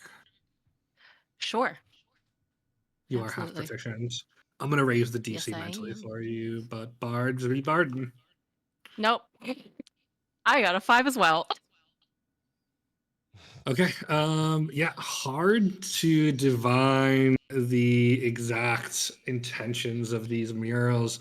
You gather there's likely something important here, but can't quite grasp it, unfortunately. That was a lot of poor rolls in a row, guys. Listen. Will you let me do like a history check because out of game, we fought the spider, right, and then the other half fought the plant. So would we recognize like that's a pattern maybe, or like? So you know, in talking to the other party, that they did fight a plant in like an abandoned lighthouse. However, you did actually go to a temple and fight a spider. So I will allow you to make a history check. It's going to be a high DC, Please. but I will allow you to make an alternative check for this. Please, dice gods. Please, I'm Can begging you. Can I cast guidance? Can I? Yeah, you can absolutely cast guidance. Yeah. All right, get that sweet guidance. She could bardic inspire yourself. There's a lot of things you guys can do to make these checks easier. Can I This also history bardic roll. inspire myself? I wanna also point out Alarie has psychic knack and can do some things. Like, use your skills, guys. I don't know what to tell you. Yeah, you can inspire yourself. From the side. That's me. Yeah, I you can can also roll, get a and if plus it's a 6, bad right? roll, I can re-roll. Okay. You know what I'm gonna do to help? Okay. I'm gonna like take my hands and I'm gonna slowly golf clap. Oh my god. I'm just next to you actually clapping. Like proper. Okay. So You got this. this is probably not gonna do it, but this is a 13 You altogether. also Did also you have have guidance, guidance. 1d4? Yeah, I did. Yeah, with the D4 because I got a 6. Did you Wait, also no. No, I did didn't you do also the D4 inspire for. yourself? Yes. Yeah. Yeah. So roll a d4. A 15 is 15. exactly what you needed. Okay. All right. All right. Thank God you guys Victory! finally, thank God you guys finally rolled well and we can advance the lore here. So Thank God. you whispers, you are not particularly religious, I don't think, but you No. have been coached in religion. And while you don't recognize the creatures in these images, you recognize the figures behind them. These are the 9 fallen deities. They are not in order, but you can probably link one to the other. They are Vecna, the maimed one, Shar, the night singer. So Vecna was the one, the first one. Shar was the woman in the bone mask. Sirik, the Black Prince, is the one with the dagger. Tiamat, Queen of Chaos, is the 5-headed dragon. Thurzadun, the chained god, was the one with the chains. Grumsh, the Watcher, is the one right above the Hydra. Yunogu, the Destroyer, is the Knoll, obviously. And Loth, the Weaver, is the many-legged woman. 9 in total, 9 fallen deities, 9 chained animals, 9 animals associated with them. Exactly what the meaning of this is, I don't know, but that's what you got. After a few this moments, is all you hear is a tong. And as Caldwell curses after having kicked the automaton, this useless piece of junk. I thought we The were going to make Whisper away like with whips Rich. around. Yeah, it kicked it in the leg. This is. It's the fallen deities. This. Oh my God. Oh no. Oh no. Oh, this is bad. Yeah, and the fallen deities. I gave my players this lore before the story started, but just to share it with all of you, the Pantheon was once, all was good. They created Atlas. If you remember in the very first episode, or after this, you want to refresh yourself, go back and listen. You hear the creation myth of Atlas. All the deities were once on the same side, and that changed. You can now think of the fallen deities as the quote unquote evil. They are no good news. I mean, we can So- take it as a sign, right? I'm gonna look at Whispers. You're still like kind of freaking out, right? Yeah, she's like, oh, this is bad. This is bad, Choo-Choo. Why is this here? Maybe the chest is a bad juju too. I just The, thought, the chests are clearly awful. Oh God. Well- That, we have to destroy that. If this is associated with the fallen deities, this is nothing good for the world. yeah, we're all thinking the same thing, right? That it's the chest we left back at the pink eye. Oh God, Lilas. Oh my God, we left it with Lilas. Oh God. Lilas We have isn't to get gonna back. touch it though. Lilas said he's he not gonna didn't touch want it, to but touch if- it. Oh no, I'm not worried about that. But people worried about clearly something want worse this. happening. Yes. Someone might try to hurt Lilas to get to the chest. That's true. And who knows what it might could become after being fed blood. I don't. Doesn't Oh. seem bode well that there was a hydra above the altar. Hear me out though. We could train it. It could be our friend. Not Pet? everything is your friend, Scarlet.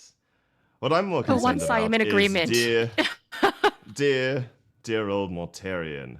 And I walk up to him and snap my fingers in front of his face repeatedly, really obnoxiously. Are you there? What do you all want, right? pirate? Are you all right? Oh, what? What did you just call me? Pirate, that's what you are, no? Yes, I guess, for sure. Has he ever said my name? And I just think back for a second, and never mind that. What happened to you? I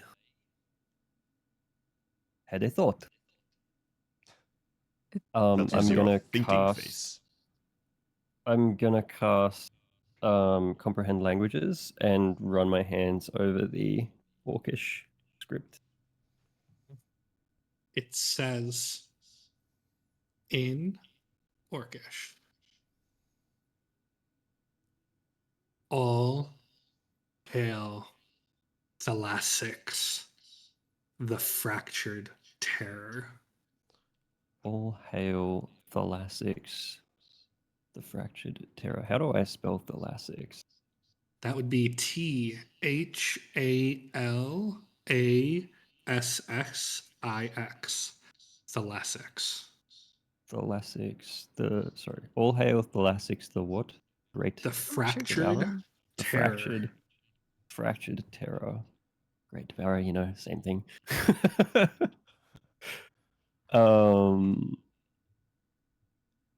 I look a bit concerned after running my hand over that. I have had another thought. And would you like to share with the This- rest About of the what? class? This says something about the character, person, god, called Thalassix or something. Some word called Thalassix. I don't know. Mm, Doesn't immediately ring a bell for any of you. Six.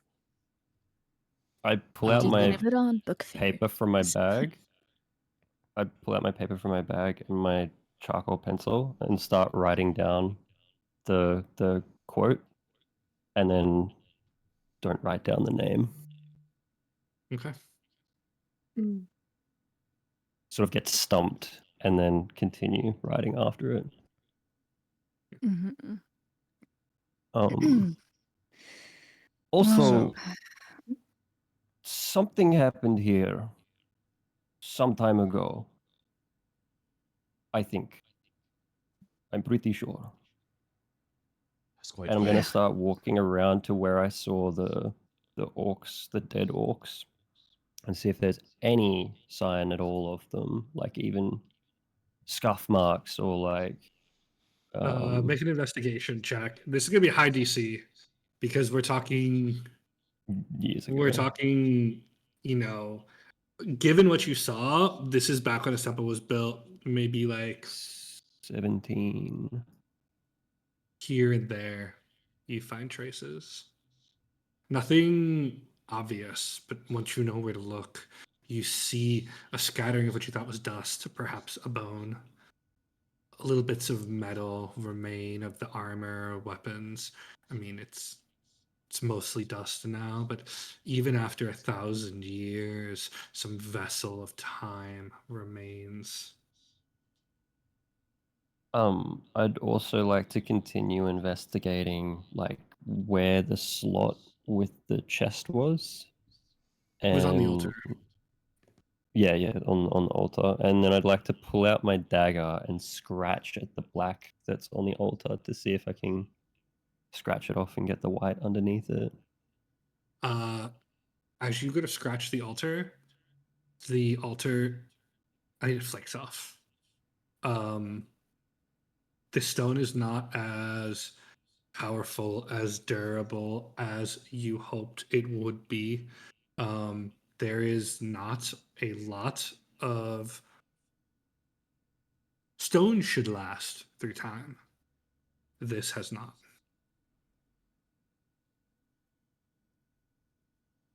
So, my first thought my own thought.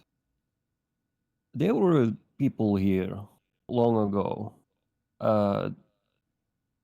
This altar held our chest, and, well, as you can see, where I've scratched it away, is it, like, white underneath it? Nope, it's black all the way through. Oh, that is not what I was expecting. This wasn't this color. What do you mean it wasn't this color? I mean, it's not normally supposed to be black. You recall, too, thinking back to the vision, when he placed the chest here, it was white.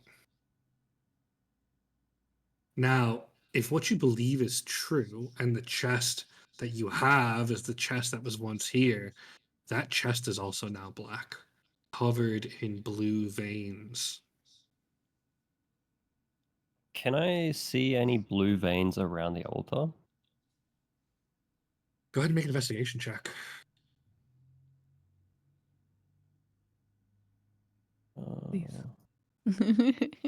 Please, dice gods. 9. No. Dice gods, no. Those gods are You not guys- with us. You guys have literally been rolling like hot shit. Thank you. No. Thank you. There Wow. are no remnants of of the remains of none.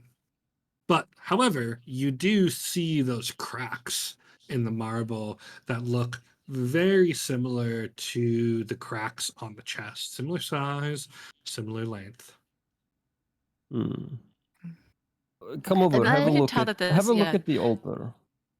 So we It's can tell that this was marble. With my family's history, can I kind of infer, like, so marble should have lasted much longer than this altar has lasted. So, Yes. so can I kind of infer, like, that the magic has, like, infused it or damaged it in some type of way that it would have altered the chemical makeup? You can make an Arcana check. I allow that. Okay. Okay. Please, dice gods. 16. Okay. Okay. So to give you a bit of a visual aid, this is something I'd actually prepared. This is what the chest originally looked like. Hmm. Hmm. Now, Does anyone but me know that?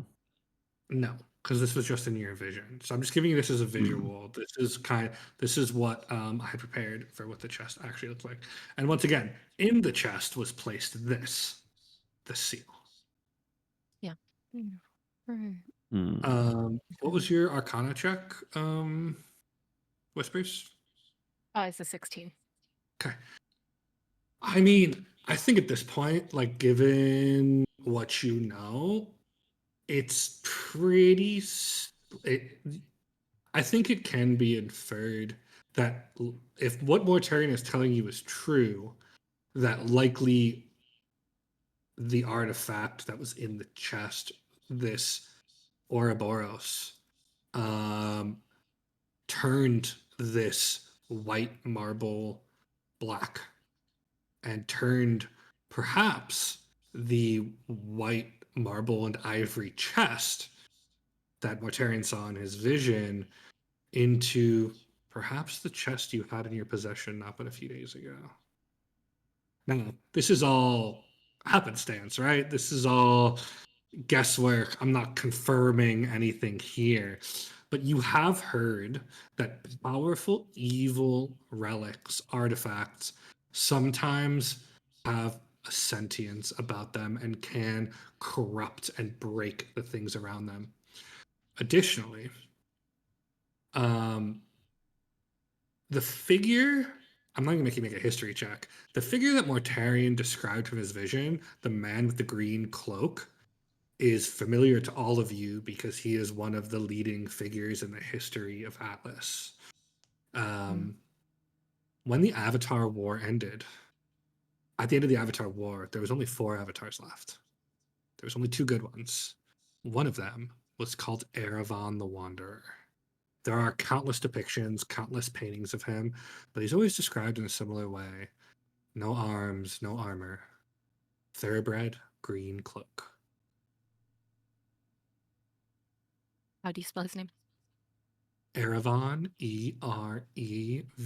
Erevan. And he was one of the avatars, which once again, for those of you who are not brush up on the lore, are humans infused with a portion of divine power from the gods. So think very much like demigods. Have we learned all that we needed to learn here, you guys? This bone dust is getting to me. I'm not gonna lie. Yes, I think we I should think get you out of here. I think we. I think we plenty. will. We're good to go. Mhm. And it's absolutely bad juju. I would like to not be around this place anymore. Understood. I think it's best we get back to the chest, actually, in our possession, in case that's this one, as soon as possible. Right, I guess I'm gonna, I'm gonna lead everyone out. I'm assuming, because we've gone through the whole place, it's fine. We don't need to stealth or anything like that. I hope. I mean, for ease of storytelling, the party takes it carefully, because that's what you would absolutely do if you were leaving. However, for ease of storytelling, there are no more significant fatal dangers for you here. You may set off a trap or 2 on your way out, but they're not going to kill you. They're not in that good of repair. And most importantly, the skeleton room is solved now, and so it has not yet reset. Although you do see the podium slowly resetting themselves, and so were you to come back here, you'd have to resolve the puzzle. However, I just go ahead as you leave the temple. I need 2 d20 rolls for travel to make it back to Reverie, assuming that's where you're going. Yes, I think so. I think so. Yes. Who's made the good rolls? Yeah, I rolled a I made one last time. It 14. wasn't great, so I'm not going to. Okay. 14 is good. Anyone else? Any more? I'll try. Nope, fuck me. That's a 3. Oh, right. Oh, I gotta right. break out the sage. I gotta break out the right. Palo Santo. Really? This bitch is cursed. That one nat 20 for gold one. That was it. I know. I think that was cool. Yeah. Okay. So, the first day passes very uneventfully.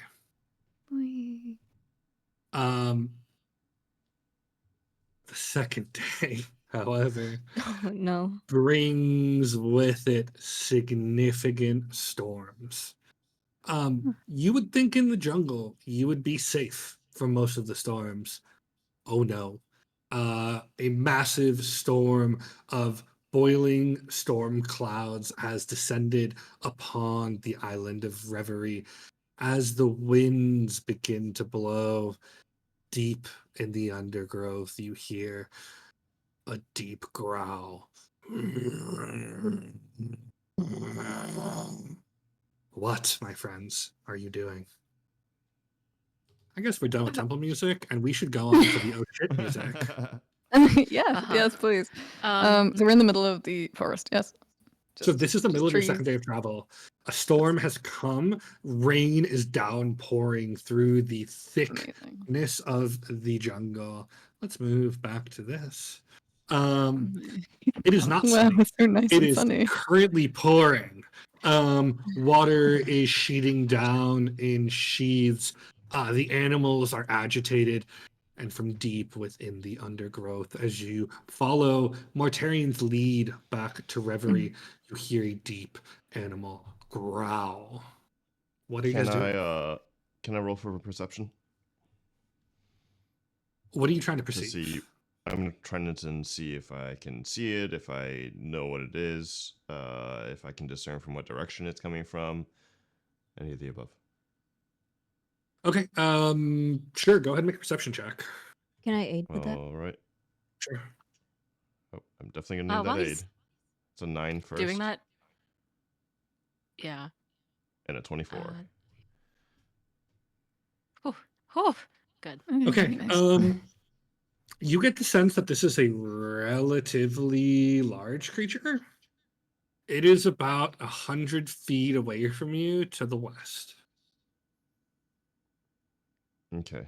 Do Would I I have 1 minute Okay. to cast? I can't answer that for you. Do you, you're welcome to try. Okay. Like as soon as she hears that growl, Whisper is very, very quickly going to like take out like her flask or her water skin, whatever she has, and she's gonna like be like, come over here, real fast, cup your hands, and she pours whatever she has in her like water skin or whatever into like everyone's hands, and she's like, okay, we're going to do a toast, and she is going to try to cast Fairy Toast, which is a new spell that I have. So it's it takes 1 minute to cast. It lasts for 8 hours, and it says you and up to 5 other creatures make a toast and drink to the lords and ladies of the Fey courts. When you cast the spell, choose one of the following toasts, the targets of which must be within 10 feet of you throughout the casting. So I would like to choose husbandry. So for the duration, each of the participants can communicate with beasts as though they shared a language, although they gain no magic ability to influence them. Okay. So Okay. gathering everyone close, you begin to cast this. What is everyone else doing? Alarie hides. Prepare for a sneak attack if Yeah, go needed. ahead. Stealth check.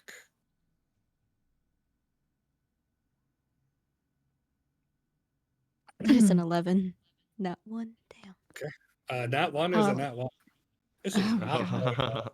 Yeah. Not As going a- well. no. This is not our day. No.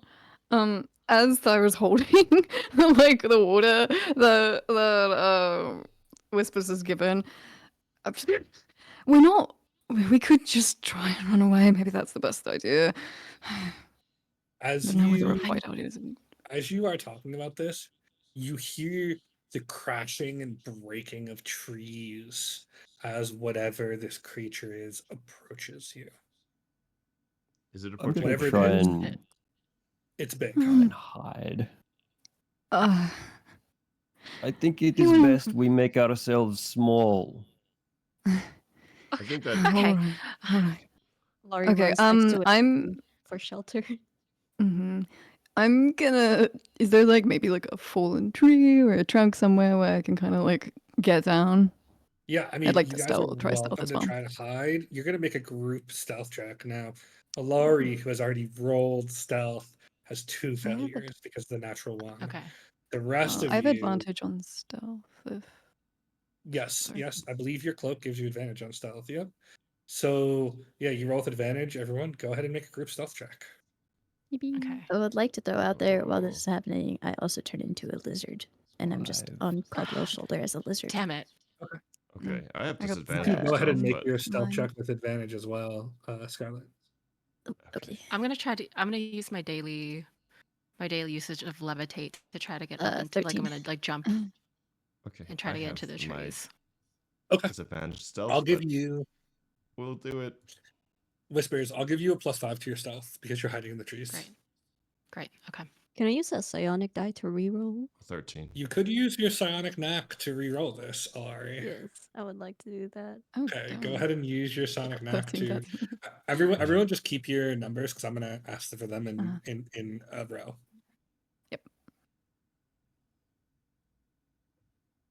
Okay, Caldwell, what'd you roll? 13. That is a success. Thyra, what'd you roll? 17. 17 is a success. Mortarian, what'd you roll? 5. 5 is a failure. Alarie, what'd you roll? Not one again. Okay, that is a double failure. That is 3 failures, 2 successes. Whispers, what'd you roll? With the +5, a 13. A 13 barely makes it. That's 3 and 3. Scarlet, what'd you roll? I Tiebreaker, also come have on. a 13. Yeah! Yes. Okay.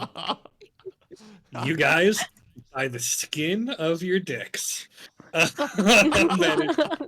Okay, as you guys all find your hiding spots, some of you using the environment well to your advantage, you see a grotesque, bulbous monstrosity emerge from the jungle. Looking like a half-melted frog stitched together with nightmares. Its rubbery olive green skin glistens with slime, sagging and folding in on itself like wet leather stretched over a heaving bulk. The grasping maw splits the front of its swollen head, packed with crooked, uneven teeth. And a lolling, prehensile tongue, slick with mucus and tipped with a rasping, sucker-lined tendril. 2 bulging eye stalks jut from its forehead, twitching independently as they scan in opposite directions. Its squat legs end in webbed, clawless feet, barely supporting the creature's ponderous mass. The main thing that catches your attention, though, 4 thick, muscular tentacles erupting from its shoulders and sides, each as wide as a man's torso, wreathing with terrifying speed, ripping its way through the forest. This thing, about the size of an adult elephant, as it pushes through the forest, uncaringly breaking down trees. As it approaches, it stops, sniffs, eye stalks roving around before it moves on in heavy, ponderous steps. 3 stealth. You managed to avoid this one. Okay. You probably stay hidden for a good amount of time as you have avoided the apex predator of this jungle, the Frogolith. Frogolith. Yes, Frogolith. Very creative. On the next day, I need 1 more d20 roll to see if you make it back to Reverie safely or not. Surely Zoe has expended all her terrible rules, right? Surely. Hold on. Surely. I got you. Surely. Oh wait, that's the wrong one. Hold on. D20. Give me a second. This sounds like fairy tale. Oh my god. Oh my god. Oh my god. I mean, shout out to the 2 crew. That is a 2. It's not a I 1. can't. Shout out to the 2 In crew. Whisper's Not a 1. words, God. this bitch is cursed. This bitch is cursed. You guys are really putting my travel table to the test, guys. I think you literally had to spend 4 days in a jungle and not roll below 5. You've rolled below 5 4 times. Like how? 5 in the DC? Oh god. Statistically, how? Like it feels so. I mean, a little. it So is stepping roughly back, 25%. stepping back, how my travel tables work is between 1 and 5 is an unfortunate encounter. Between 5 and 10 is a partially unfortunate encounter. Between 10 and 15 is nothing. Between 15 and 20 is a fortunate encounter. So you guys have yet to roll a fortunate encounter, but you've rolled 3 unfortunate encounters. We're so good at A this series game. of unfortunate events, you could say. Yeah. However, luckily for you, 2 and 3 shared an encounter, and when you've already rolled an encounter once on my table, you can't roll it again. So, Alarie, I'm gonna let you go ahead and roll again. Let's go. Please. Oh my Thanks, gods. Please. Please, I'll get you a boba. Let's go. Yeah, Oh, Boba fortune Brad Six damage. team. Oh. Instead of an unfortunate encounter, you rolled a fortunate encounter. Okay. Your final day. The gods have intervened. The gods of luck. And well, it could have gone much worse. It's a peaceful amble back to Reverie.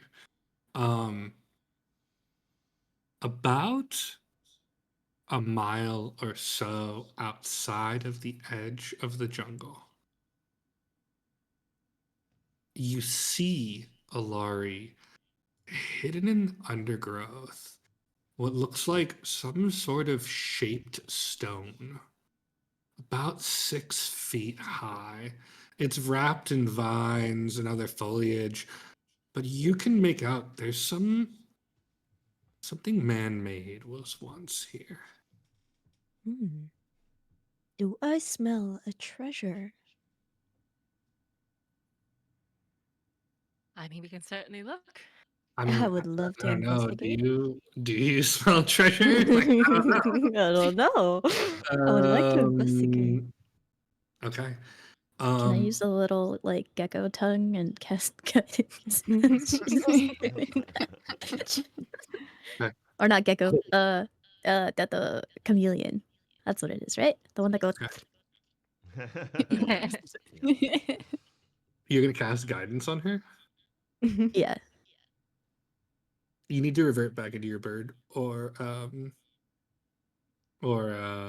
basic form to do that. But yes, you can. No, fine. Okay. Alarie, go ahead and make an investigation check. Okay. Yeah, I'm gonna use Bardic too. Okay. Add 1d4 and then 1d6. A 1d4 and 1d6.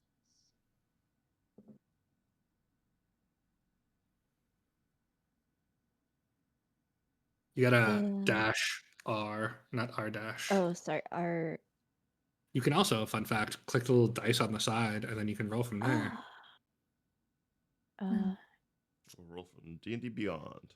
Oh, Not a sponsor. wow, that's magic. No, Okay. you roll from roll 20. On the left side, And there's then like a 6. okay. So 14. that's a 14. Yes. So as One you loves me begin to today. look at the stone, you're not quite sure the existence of it. But Alarie, you have always been someone who gets into trouble. And, I don't like the sound of that. and you see What do you mean? not the stone, but carved into a rock nearby in chalk is Thieves' Cant. And it says stash. Oh, a Oh, stash. I would love to take a look at that, closer look. Okay. To not belabor the point, you are very skilled at locating hidden things, but go ahead and just make me an investigation check. Okay. That is Okay. a 22. Alarie, you're a very good thief. Most thieves are not that good. After about 5 minutes of digging, you dig up a locked iron lockbox, and when you shake it, you hear the click of metal inside. Many metal things. Oh, could this be gold? Ash? Yeah, Gold? it is locked. Mhm. But it does, and it's hefty. Lockpick. It's pretty big. It's like probably about 4 feet by a foot. It's a big chest. Oh, time to lockpick this. Okay. Go ahead and make a lockpicking check. Lockpicking check. Where do I see that? You would just go ahead. It's a sleight of hand check, Okay. and then you would add your proficiency again. 15. And then proficiency. +3. of 18. Mhm. That's more than enough. With deft hands, you open this chest. And as you open it, Alarie, gold, Yes! silver, copper, Bingo! Money. whole chest full of money. How Now, much are we talking exactly?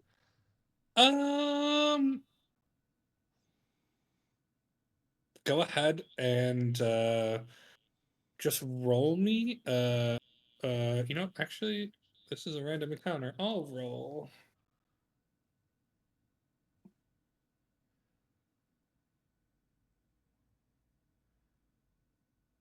Ooh, we cannot roll that high. There's 5,275 total gold pieces in this We're chest. rich. We're rich. Wow. We're rich. Actually, I Finally think have we a can ship again. almost pay We for gotta the have a ship. ship. Oh my god. I would rather buy a Jeremy. Campaign I'm ends not gonna here. lie. We all go. All See, this is what right. happens when you roll a fortuitous encounter, guys. Mm. We should do Um, this more often. I would like to divide Ooh. this to everyone, actually, since Oh. we saw it. No. I mean, but technically you found it. Yeah, but I'd like to distribute it. So charitable. Okay. Wow. So nice. There are 6 of you. So that would be, let me do some quick math.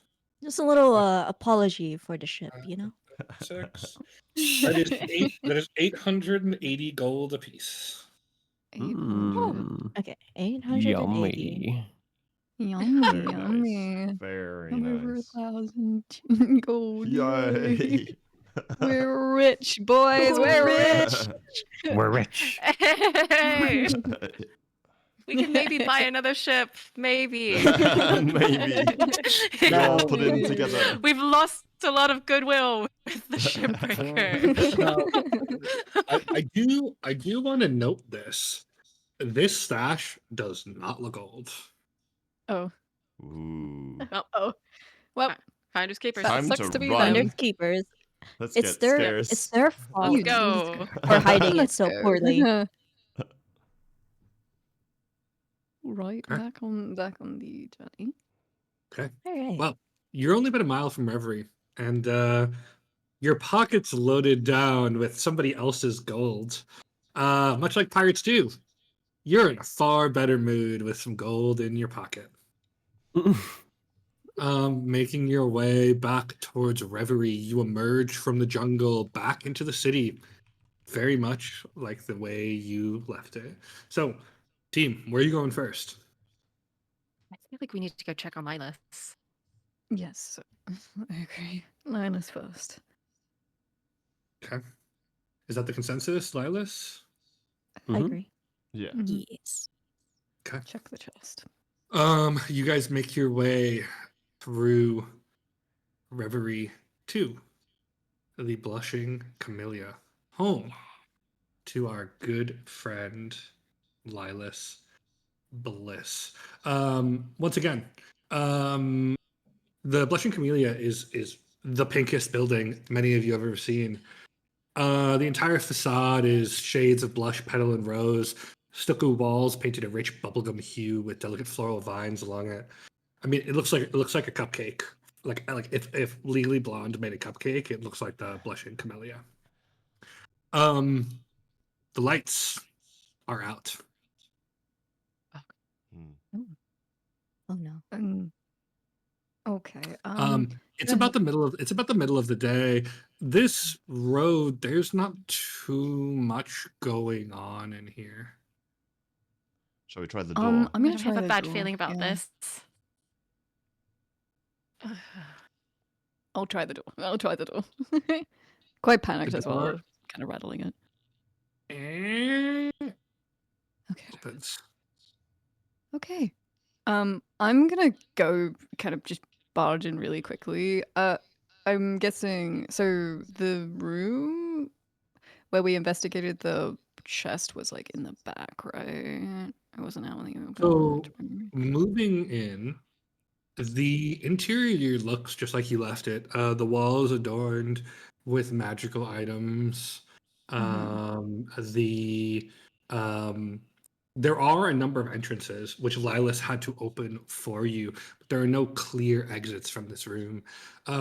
There's nothing immediately worrying about this. It looks just like you left it. Okay, so she is barging in. What are the rest of you doing? Just holding back for the moment. Okay, so you guys like gathered Following. outside. Okay, Kala heads in. What about the rest of you? Yep. You guys want to hang out outside or go in? I go in with Cardwell. Okay, Alarie I'm goes in. on his shoulder, so yeah. Scarlet goes in. I'm gonna hang out until I see everyone else go in and sort of just hang around, look around, make sure that there's no one watching, and then head in. Go ahead and make a perception check.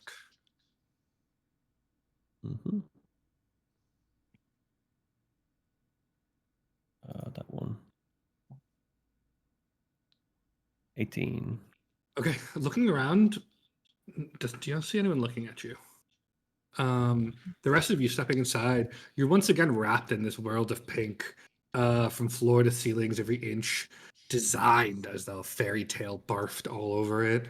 The walls are a blend of plush velvet and painted plaster, alternating between deep rose-dyed paneling and flourishing floral murals.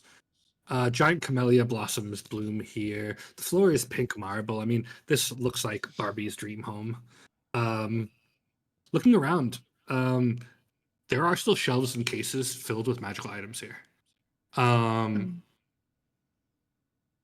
yet, no Lilas. I'm gonna push forward and sort of I'm gonna try and find like other rooms. Go to the Okay. back, try and find the chest. I'm Okay. I'm quite panicked, but I'm strongly Okay. heading forward. Okay. Can I cast sending? Okay, And go ahead. and for people who don't know, sending allows me to send a short message of 25 words to another creature. And And they hear that in their mind. what do you say? I'll say, Lilas, we're back from the temple and have found out information that is concerning. Where are you? Are you safe? For a moment, And that's you hear no response. And then as Mortarian walks in, I need everyone to please make a wisdom saving throw. These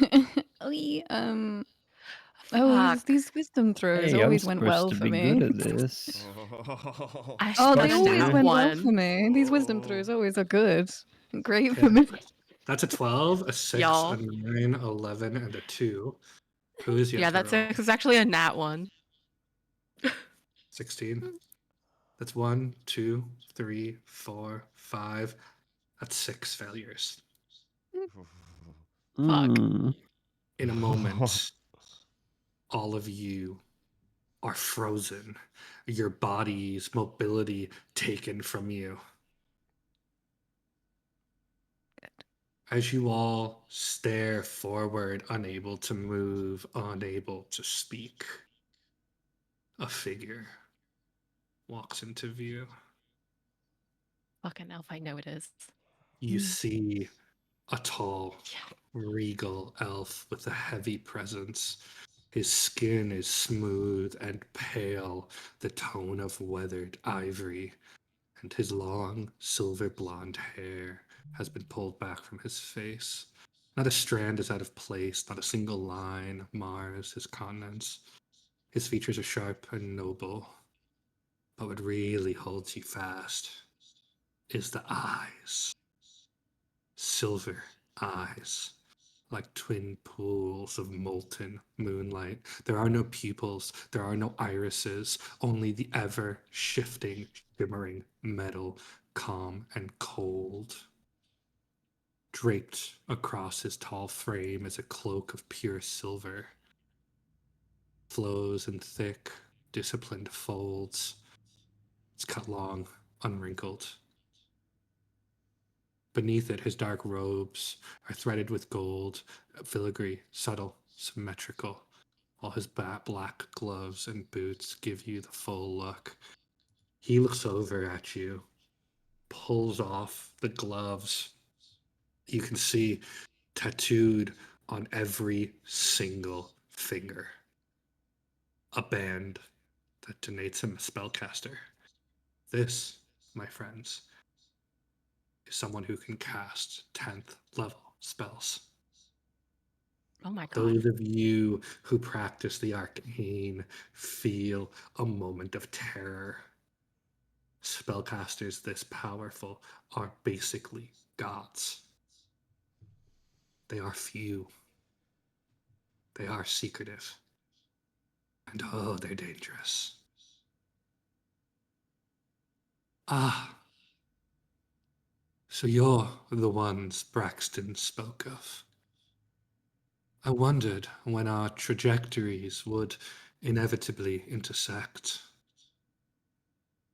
He requested, rather insistently, that I leave you alive. He walks up and runs a finger over your face, Caldwell. Ew.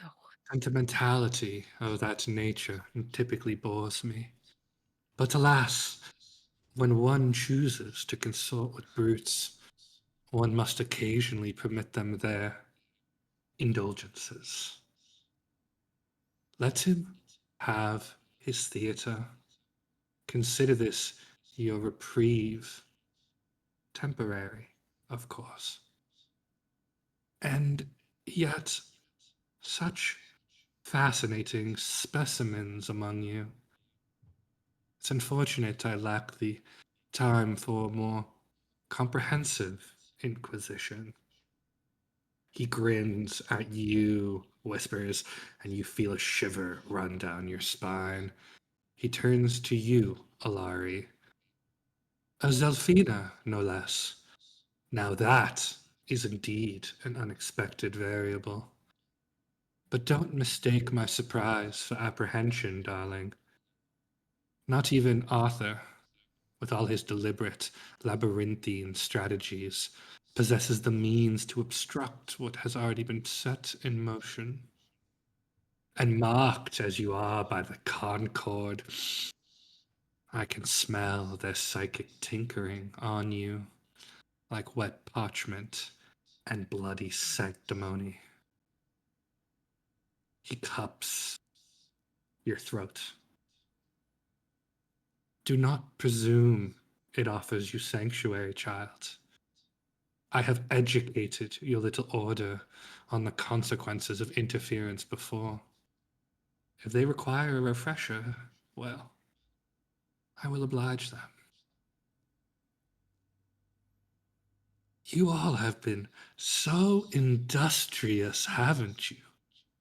Skittering around the world like unsupervised children, tripping over artifacts whose significance you can scarcely begin to grasp.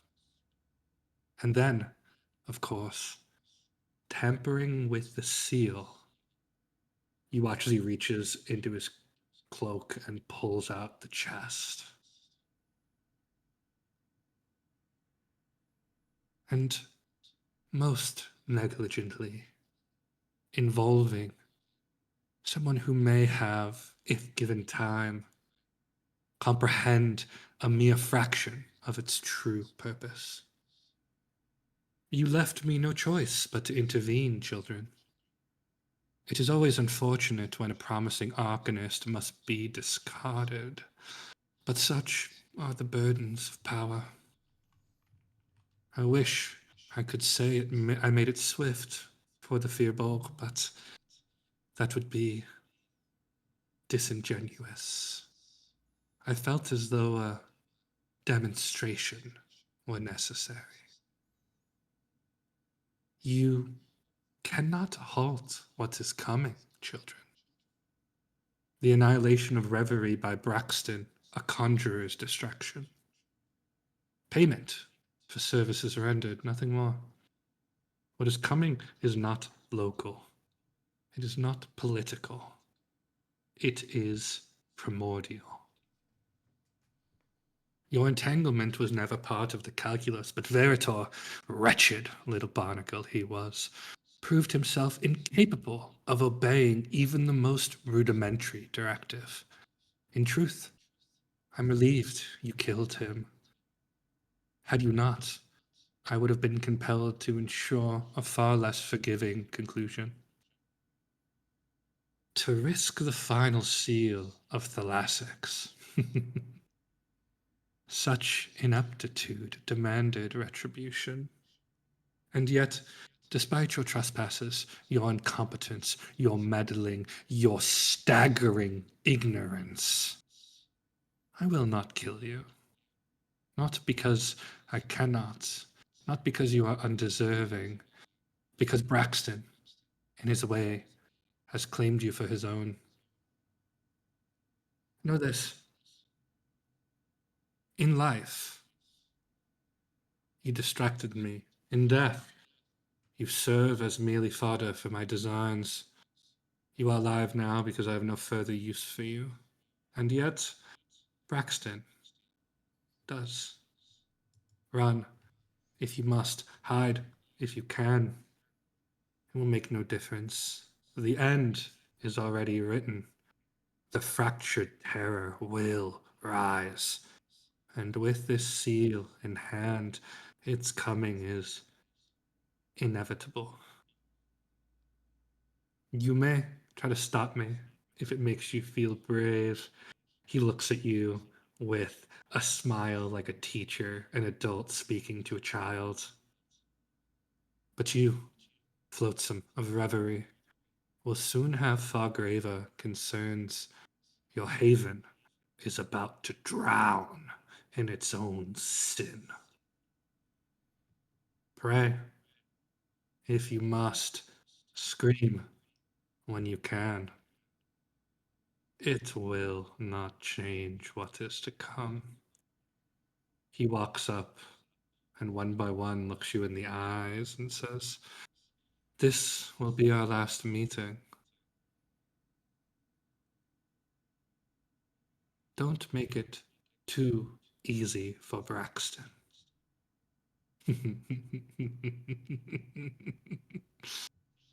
With that, he turns, cloak swishing, walks a step, and in a flash of arcane magic, disappears with the chest. Minutes pass, you all still frozen by whatever powerful arcane magic this individual cast. Fear begins to trickle in. Will you ever be able to move again? Slowly, the arcane pressure holding you still decreases. You can breathe, taking in big gasps of air. You can move your eyes, then slowly your hands. Then finally, the arcane pressure leaves you, almost as though it were a dream, but the fear, palpable, remains.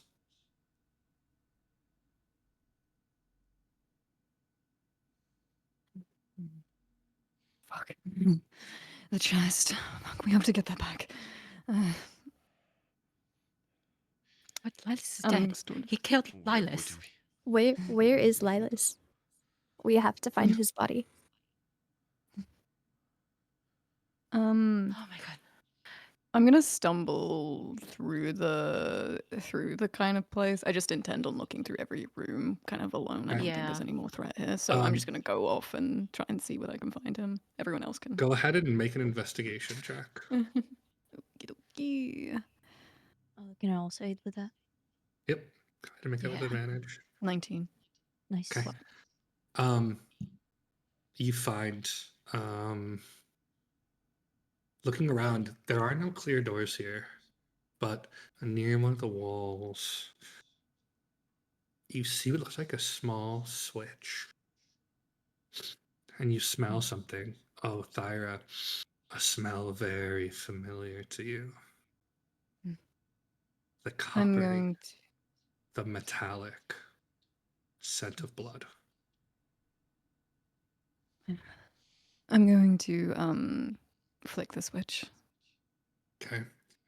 Ahead of you, you hear a click, and a door opens slightly, hidden in the wall. I see. I mean, I'm gonna go to the door. Slowly Okay. push it open. The door groans open, its hinges slick.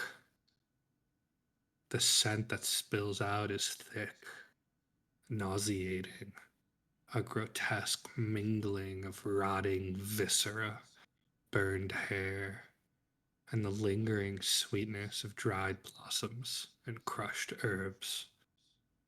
The room beyond Lilas's office, once beautiful, bright, is now slaughterhouse, covered in blood.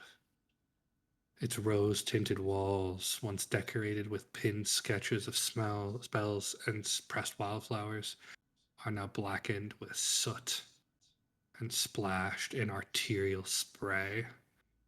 Blood coats the space from floor to ceiling, thick in places, misted in others, and congealing along the edges of every surface. Tissue and sinew cling from the bookshelves, strings of flesh hanging like grotesque garlands. A trail of bloody handprints streaks across the overturned desk, ending where a severed pink arm lies curled, the fingers broken and bent back unnaturally. Chunks of pink fearbulk are scattered across the room in raw, glistening ruin. A pink torso lies crumpled in one corner, the ribcage split open like a butchered pig. Innards spilled across the shattered remains of a tea set, the porcelain now pink with gore. A pink leg is nailed into the far wall by a jagged shard of wood, muscle hanging in ragged tatters, floral tattoos still visible on the skin. An arm has been flayed, the skin peeled away in long ribbons that trail across the back of a toppled chair. The golden horn that once crowned his temple is driven point down into the center of his desk, impaling a single pink eye. Bits of pink hair float in blood, clinging to the ceiling beams and scattered across the floor like wilted petals. And there, in the back, near the bookcase, sits the head of Lilas Bliss, as though placed there deliberately, his single eye open wide and glassy, staring upward in a final expression of shock, the mouth open, unnaturally so. Sound only exists here in the slow drip of blood from a scroll that has been shoved in the mouth of Lilas, slowly being covered by blood as it drip, drips down. I'm going to close the door gently again. Look to the others. He's dead. Linus. He's dead. Did anyone else get like a peek of that, or was it like just Thyra. I mean, I would say the viscera and the gore. I mean, he has been torn apart. Pieces of him are scattered all over the room. Thyra, you've ended a number of lives. You sometimes forget how much blood there is in the human body, but here it has been painted on every single surface. The smell, terrible. I would say, although Thyra would see most of this, when the door opens, I mean, inescapable to at least scent it. I can't fix that. You guys, I can't heal that. Whisper like goes What over do to a we corner and do? vomits. Just- Fortunately, we can't do anything for him now. But you guys go ahead and wait outside. I'm gonna pull up my cloak, and wrap it around my face before opening the door very, not that much. Cracking the door open and slipping I'm inside gonna hold before you off pulling it first. close. I'm gonna stop you first. Why? You sure you want to go in there? It's not pretty. Of course. Bodies are bodies, but there might be something that tells us anything. Visibly shaking, Alarie comes up and be like, "Can I come with?" I'm gonna slowly allow the door open. I'm also gonna take my shroud and sort of pull it up just over my shoulder, holding my nose a little bit. Don't really need it as much, but you know. Yeah. I'm gonna watch from the doorway as you two enter. Yeah, I'll look back at Scarlet one more time before I go in and be like, "Don't worry, I'll be right back." And I'll go through and go and take a look around, specifically, Okay. and, try to withstand the smell as it creeps into my eyes. I mean, as you walk in, I mean, pieces of what was once Lilith scrouch and squelch beneath your boots. I mean, this is you've killed people before. This is something different. Whoever did this, I mean, this is worse than even Braxton does. Hmm. What are you looking for in particular? Was there something lodged in his mouth from your... I think I heard you There talking was. about... Yep. There's a scroll lodged in his mouth. I want to take the scroll before it seeps too much with blood, even though it's probably been there for a while. Actually, there is, while there is blood dripping from it, there is not a single speck of blood on this scroll. I want to open it up and see what might be on it. Okay. As this is happening, Scarlet was her form drop, like bird form, is dropped. She will misty step past everybody and cradle Lilas's head, like not worrying about the scroll. And in her arms, she'll say, "I can't heal you, but I will avenge you." And like kisses the bloodied forehead of Lilas. I mean, the head is huge. It's a Fearbulk head. Exactly. Yeah, you can actually see the eye was pulled out and the tongue has been cut out of the body here. Otherwise, though, the head is in perfect shape. Scarlet, we should wait outside. Death is not something to be feared.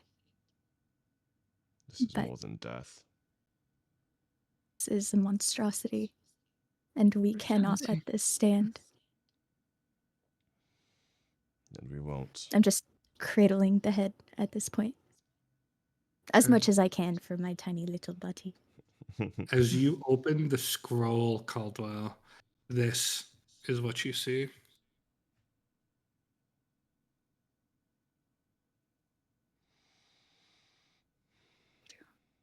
I turn to Alarie. Concord. I think I have a few questions for you. Alarie, go ahead and make a history check. Okay. That is a 12. Okay. Alarie, you, as a good citizen of the Principate, you recognize this symbol. There are few things your father feared. As a member of the Patri, you were politically far above, so far out of reach of the normal dangers of the Principate. Even the Sicarii, the legendary assassins of the Imperator, you did not fear them. However, the Patri are balanced by two other forces.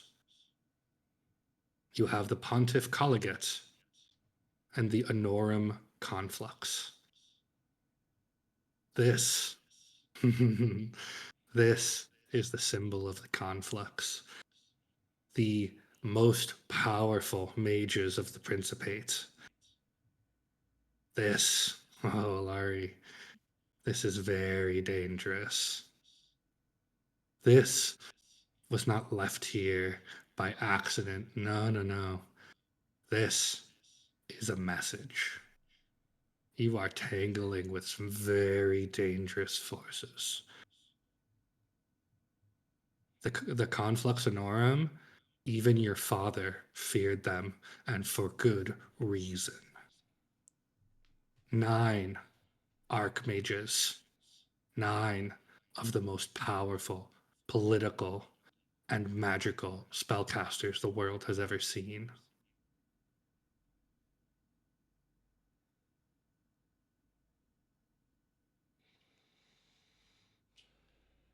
You recognize this?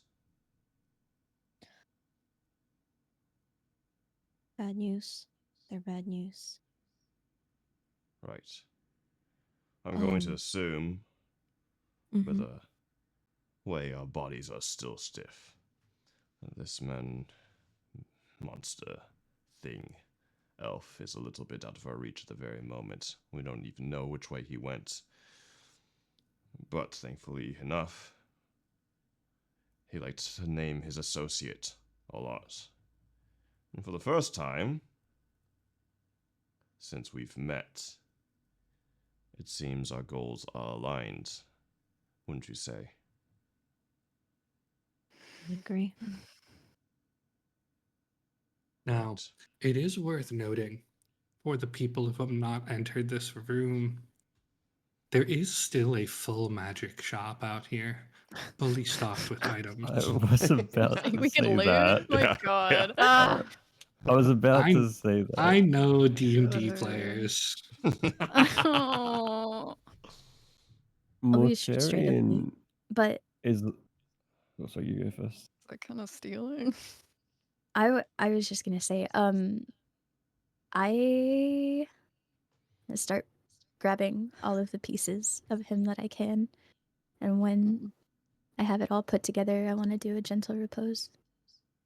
I mean, it's not a question of completeness. I mean, there is like one full arm. There is most of a leg nailed to a wall. There is the head. The torso has been opened vertically, and like the rib cage has been cracked, and like the insides are now outsides. Gentle repose typically requires a relatively put together corpse. Intact body. Okay. Yeah. I mean, you know, it's like at some point it's like, what hunk of pink flesh goes where? Like, this is like, I want you to think about like chicken and a stir fry. Those are about the size of I chunks would of No. rather not. Why did you say that to me? Who's not gonna eat chicken for a month now? Just Anyway, ruining Stir stir. fry. I'm ruining Stir Friday for you. all right. Well, let's worry about that later. There are a few things that we should do. First, we can't just let this body be. As much as he was progressive, perhaps he would have admired a cremation. And this is a very wooden building, as pink as it is. But there are some resources I don't think he would mind us making use of when going after his killers. You know, Can I go find the other Jeremy? That's what I was gonna say. I'm looking around for the lion statue. The shelf where the other lion statue was is empty. Oh. Tom's not going to be that nice to you. You know, However, Caldwell, I I'm- do agree with you. Let's use this for him, not for Yes. ourselves. I'm going to We- allow. Well, arm ourselves, yeah. I'm going to allow one person to make a very important investigation check. Jesus. No. Alarie. What's the highest Can we investigation? assist? I would Absolutely, We like at least Alarie. make it with advantage.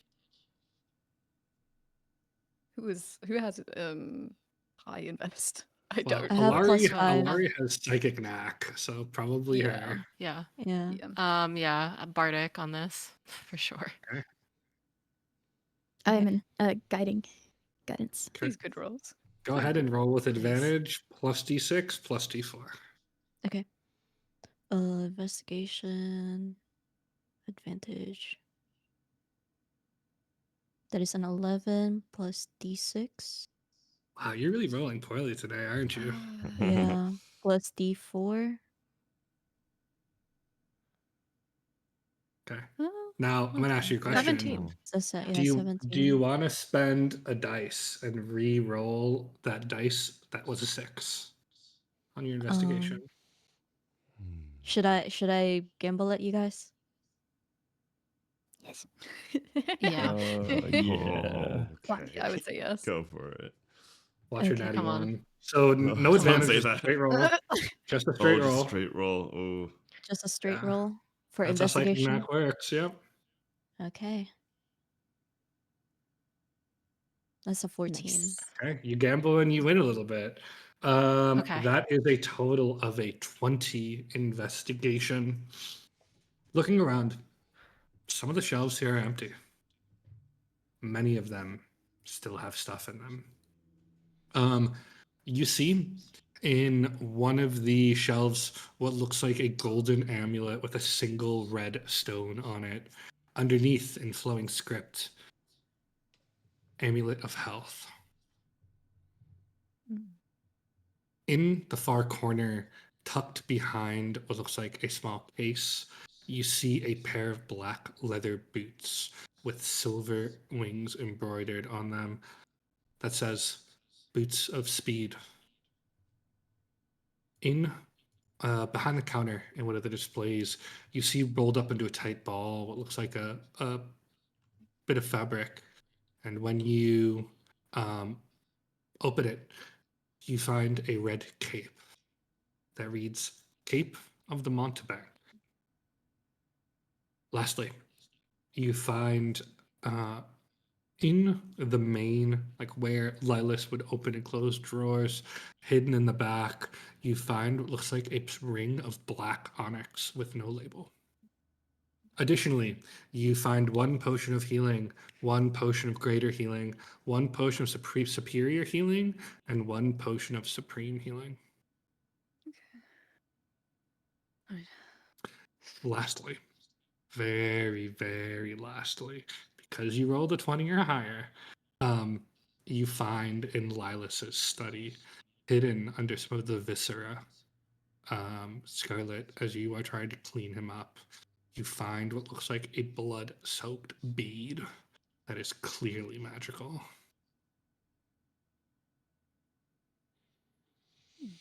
Right. Well. I get. Okay, I'm we're gonna- just gonna take all. Yeah. I'd assume Yeah. first off. I Yeah, will send. take it. I'll send a little snippet in our chat of what you guys find, and We'll decide what later we do when with you these things later. go to Let's attune them, I sort will through it describe when them we, to you. when we sleep somewhere. Mhm. The evening. All right, I don't know about you all, but I think it's time to exit this premises and let him rest. Yeah. I Yeah. agree. Come on. I sort of gotta gather if anyone's lingering. I'm gonna kind of just gather them away. Like, my arms outspread, kind of just shushing people out. Scarlet turns Yeah. back into a bird and is still like soaked in his blood that she leaves. Good. All right. Alarie walks out and thinking about that scroll and what it means. As we walk outside, I'm just gonna ask the group to. Does anyone have anything with fire? Torches. I have torches. I have oil. Torches will work. Well, let's do it. Your oil would be much useful at the moment. You break out the lamp oil from your packs, and with a degree of reverence, cover the base of the blushing camellia. Now, people give you looks as they pass by, but no one's really inclined to stop you. As you all gather in front of the oil-soaked shop. Anyone want to say some final words before the torch is thrown on?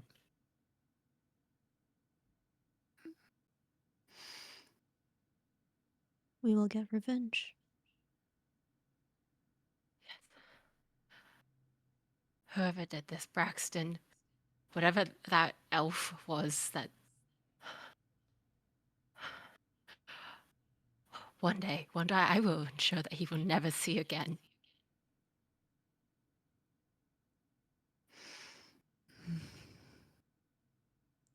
With that, the torch is thrown on to the blushing camellia.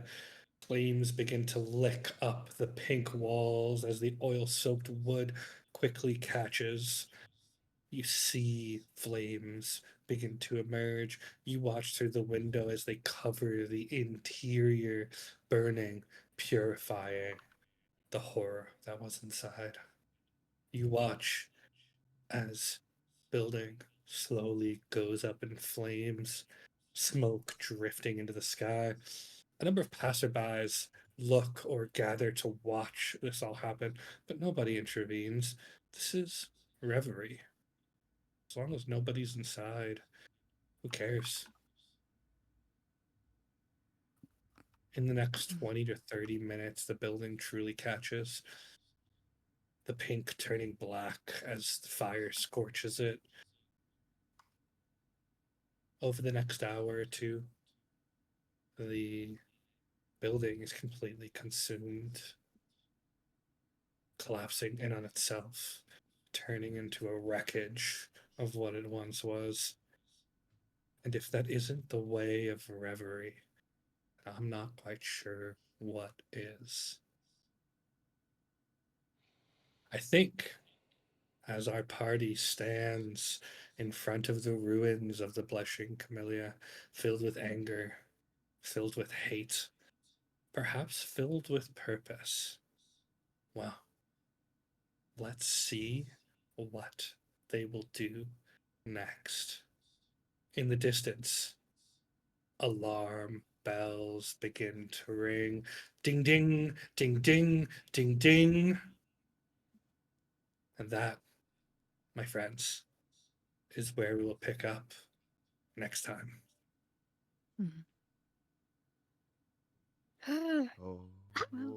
Holy Fuck. wow! All right. Oh my Christ. god. That was personal. That was personal. I took that personally. Honestly, Yeah, Word I killer will in her. fact be taking that personally. Thank you. I would have been fine after the first body parts, but like the I fact thought that we it should- And then you just continued. kept going. Yeah, You I simply thought we didn't shouldn't have stop. left the chest with the Lilas. I had a thought about it, and I was like, maybe we should bring this somewhere else. But then I was like, no. He was like, no, I can keep it. I was like, You know, okay. once again, to all the viewers, I'm sorry. I love Lilas as a character, but it really just made a lot of sense.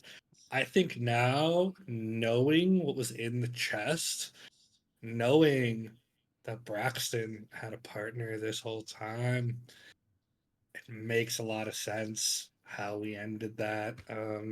Once again, for all those who love Lilas, I am very sorry. But Lilas. it just made a lot of story sense. And yeah, I am sorry for the gore. I'm sorry for the vor. Like the figure said, this was a demonstration. This was a Yeah. lesson to all of you.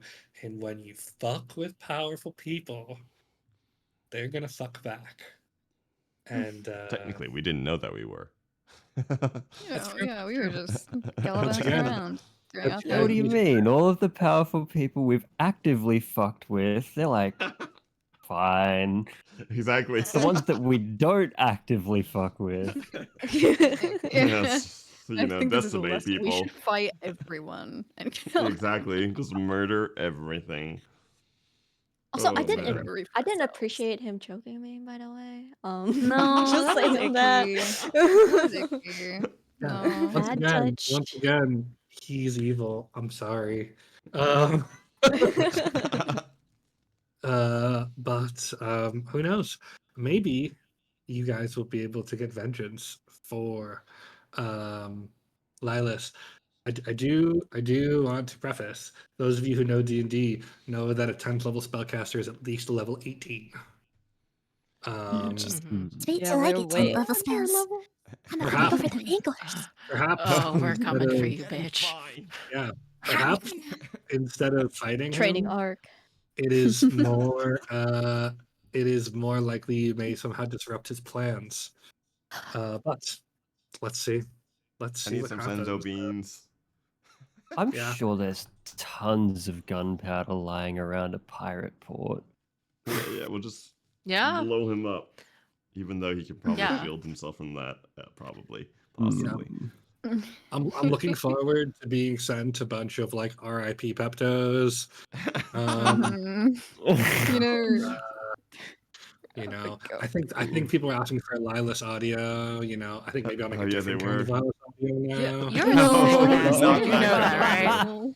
Oh, You're a Yeah, sick, man. twisted bastard. Oh my god. Wait, no, the real reason you killed him is because you didn't want to do that voice again, huh? Like, oh my god, I kind of love that voice though. But yeah, so just for we are, we are entering sort of the arc of Reverie. Things are gonna happen very fast now, so it's gonna be sort of by the edge of our pants. We got 4 episodes to deal with Braxton, to deal with the elf, and to deal potentially with the Lassex. So Ooh. let's see how These our are- party potentially fares against an ancient eldritch hydra horror. Yeah.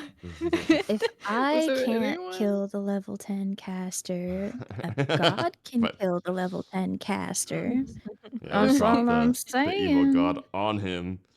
Exactly. Our proud. All right. All right. Well, that said, we're going to start saying our goodbyes here a little early, actually. So, we're just going to start from the left. Go for it. Take it away. True. Lore. This has been this has been great. Amazing performance by our DM Dom. So W's on chat for him. But yes, great time. I am, as always, Necro Noir. New channel, everything like that. If you supported even by subscribing, that would be amazing. He's just starting out with that one. And yeah. Also, Thalasac reminded me of Politisax, the name at least from Elden Ring, which makes me scared. Lasix is Thalasac, sorry. Greek for Hydra. Oh. Great, yeah. Well, yeah. I thought of Politisac, Yeah. but I was like, okay, no, don't like thinking of that. Also, Pontiff. You said Pontiff. I thought of Dark Souls 3 Pontiff, which I hated that guy. Anyway, sorry. Go on, Zagona. I'm sorry. All right. What a session. Yeah, amazing performance by Dom. Doesn't change the fact that he's a sick, twisted bastard, and I will be holding this against him. Yeah. Big big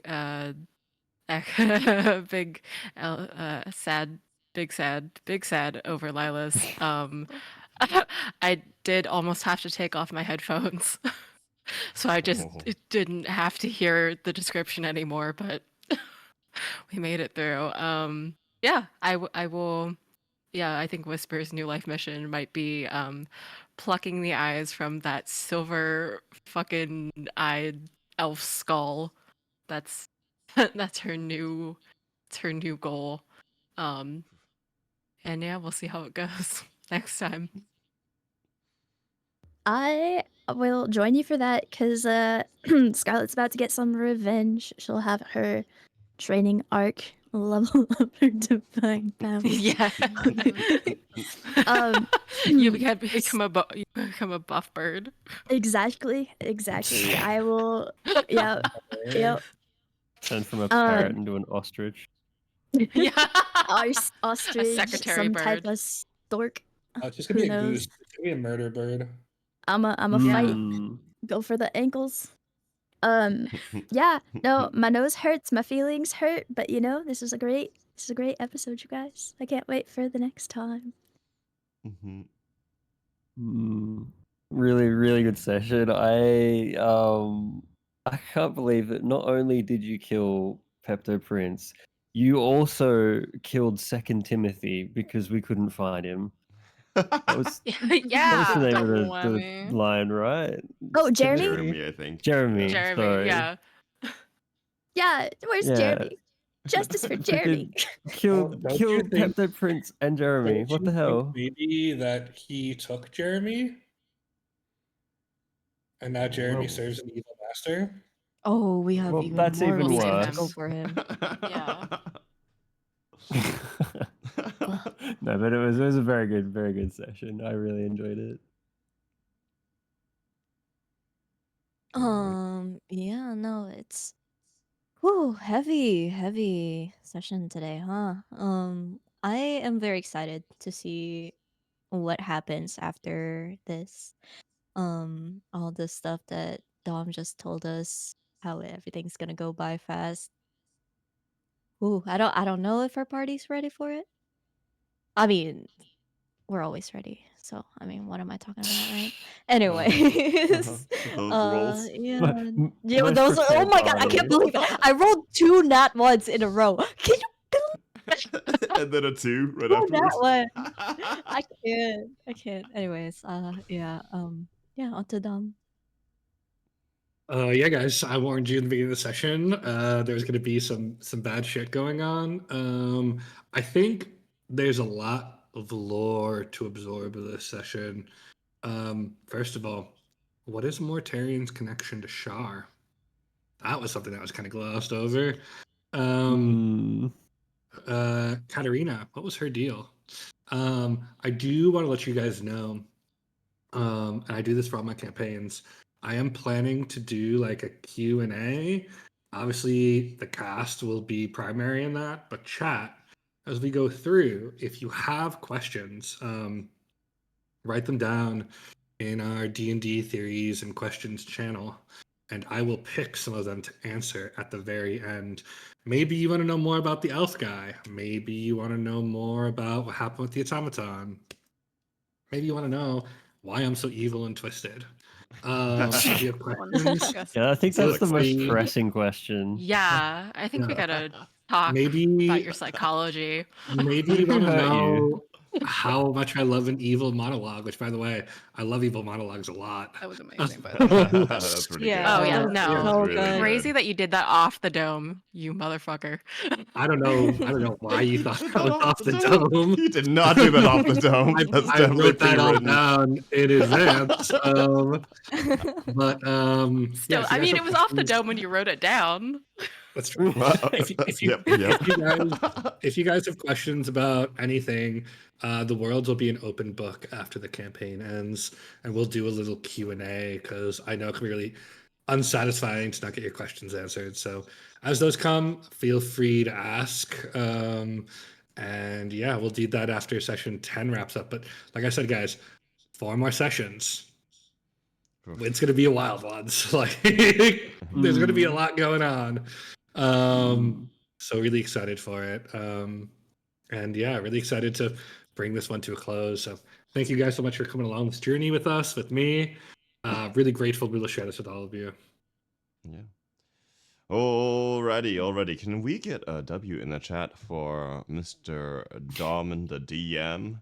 Please and thank you for, crafting this entire thing, actually hosting this while he's currently on vacation and not at home, in a different state.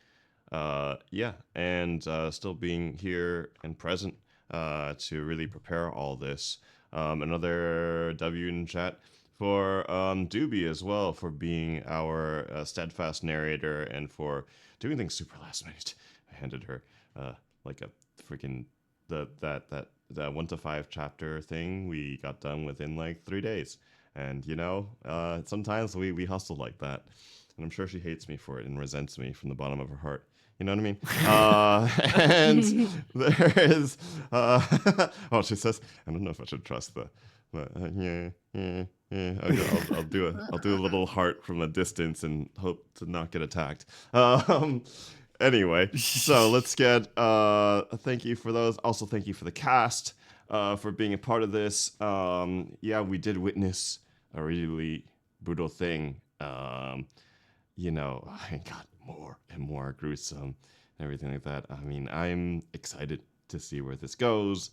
And thank you guys for joining us on this journey so far, and being a part of the life and journey of the Cupcake Man and the Pepto Prince, sorry, that has now said his final goodbye. Maybe not final, I don't know. But yeah, maybe, hey, you know what? Let's see if we can convince Dom to do that audio. Not of the screaming death, but, an audio for Pepto Prince.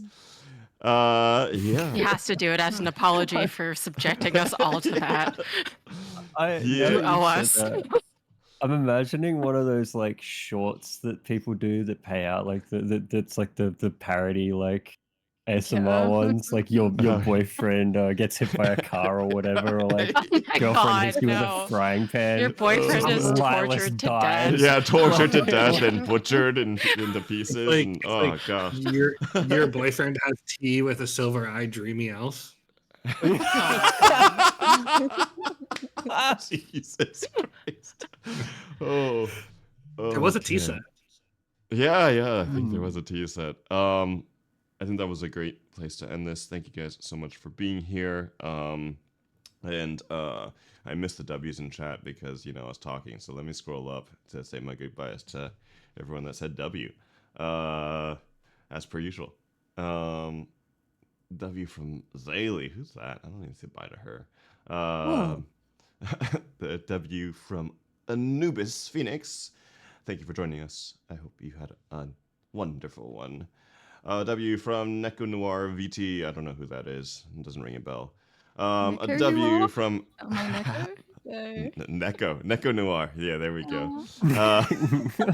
A W from Alex Lamia. Thank you for joining us. And W from Nunty the Bard. He sounds like a numpty. I don't know what he's doing here. W from King_Chewy_. Why is there 2 underscores there? We'll never know. W from Blue Roses 13. Thank you for joining us. An apology from Doobie. No need to apologize. Life is life. Thank you for joining us. Thank you for being the narrator. W from DJ Chirio, who is in a battle against Bone Dust allergies. And W from Mookie Mook, thank you for joining us. From Saluda Black, thank you for joining us. From Cole Christo, thank you for joining us. I'm scrolling down to see who else I missed. I probably missed a ton of people. I apologize. Thank you for being a part of this. Please don't send me hate mail. Send it to Dom instead because, you know, he threw me under the bus first, so now it goes to him. As always, we will see you in 2 weeks. I guess announcements coming up next session right after, where you're going to have karaoke 30 minutes after D&D wraps up. This is May. Welcome to May, and as part of May, it is the month of mental health awareness, and so we're gonna theme it for mental health awareness songs, which I'm sure we all have playlists upon playlists of. Please come by, join, and be a part of the community. And then the session after that, which will be the 31st, we are doing a server-wide trivia. Because May is also the month of my birthday. Woohoo! And I'm just getting old. It's not anything to celebrate, but we're gonna have a trivia day, and we should just hang around, enjoy, and enjoy drinkies if you are old enough to drink in wherever you respectively are. Alrighty, thank you for the happy birthday month. With that said, take care, have a wonderful week, and we will see you later. Bye-bye. Goodbye. Bye bye.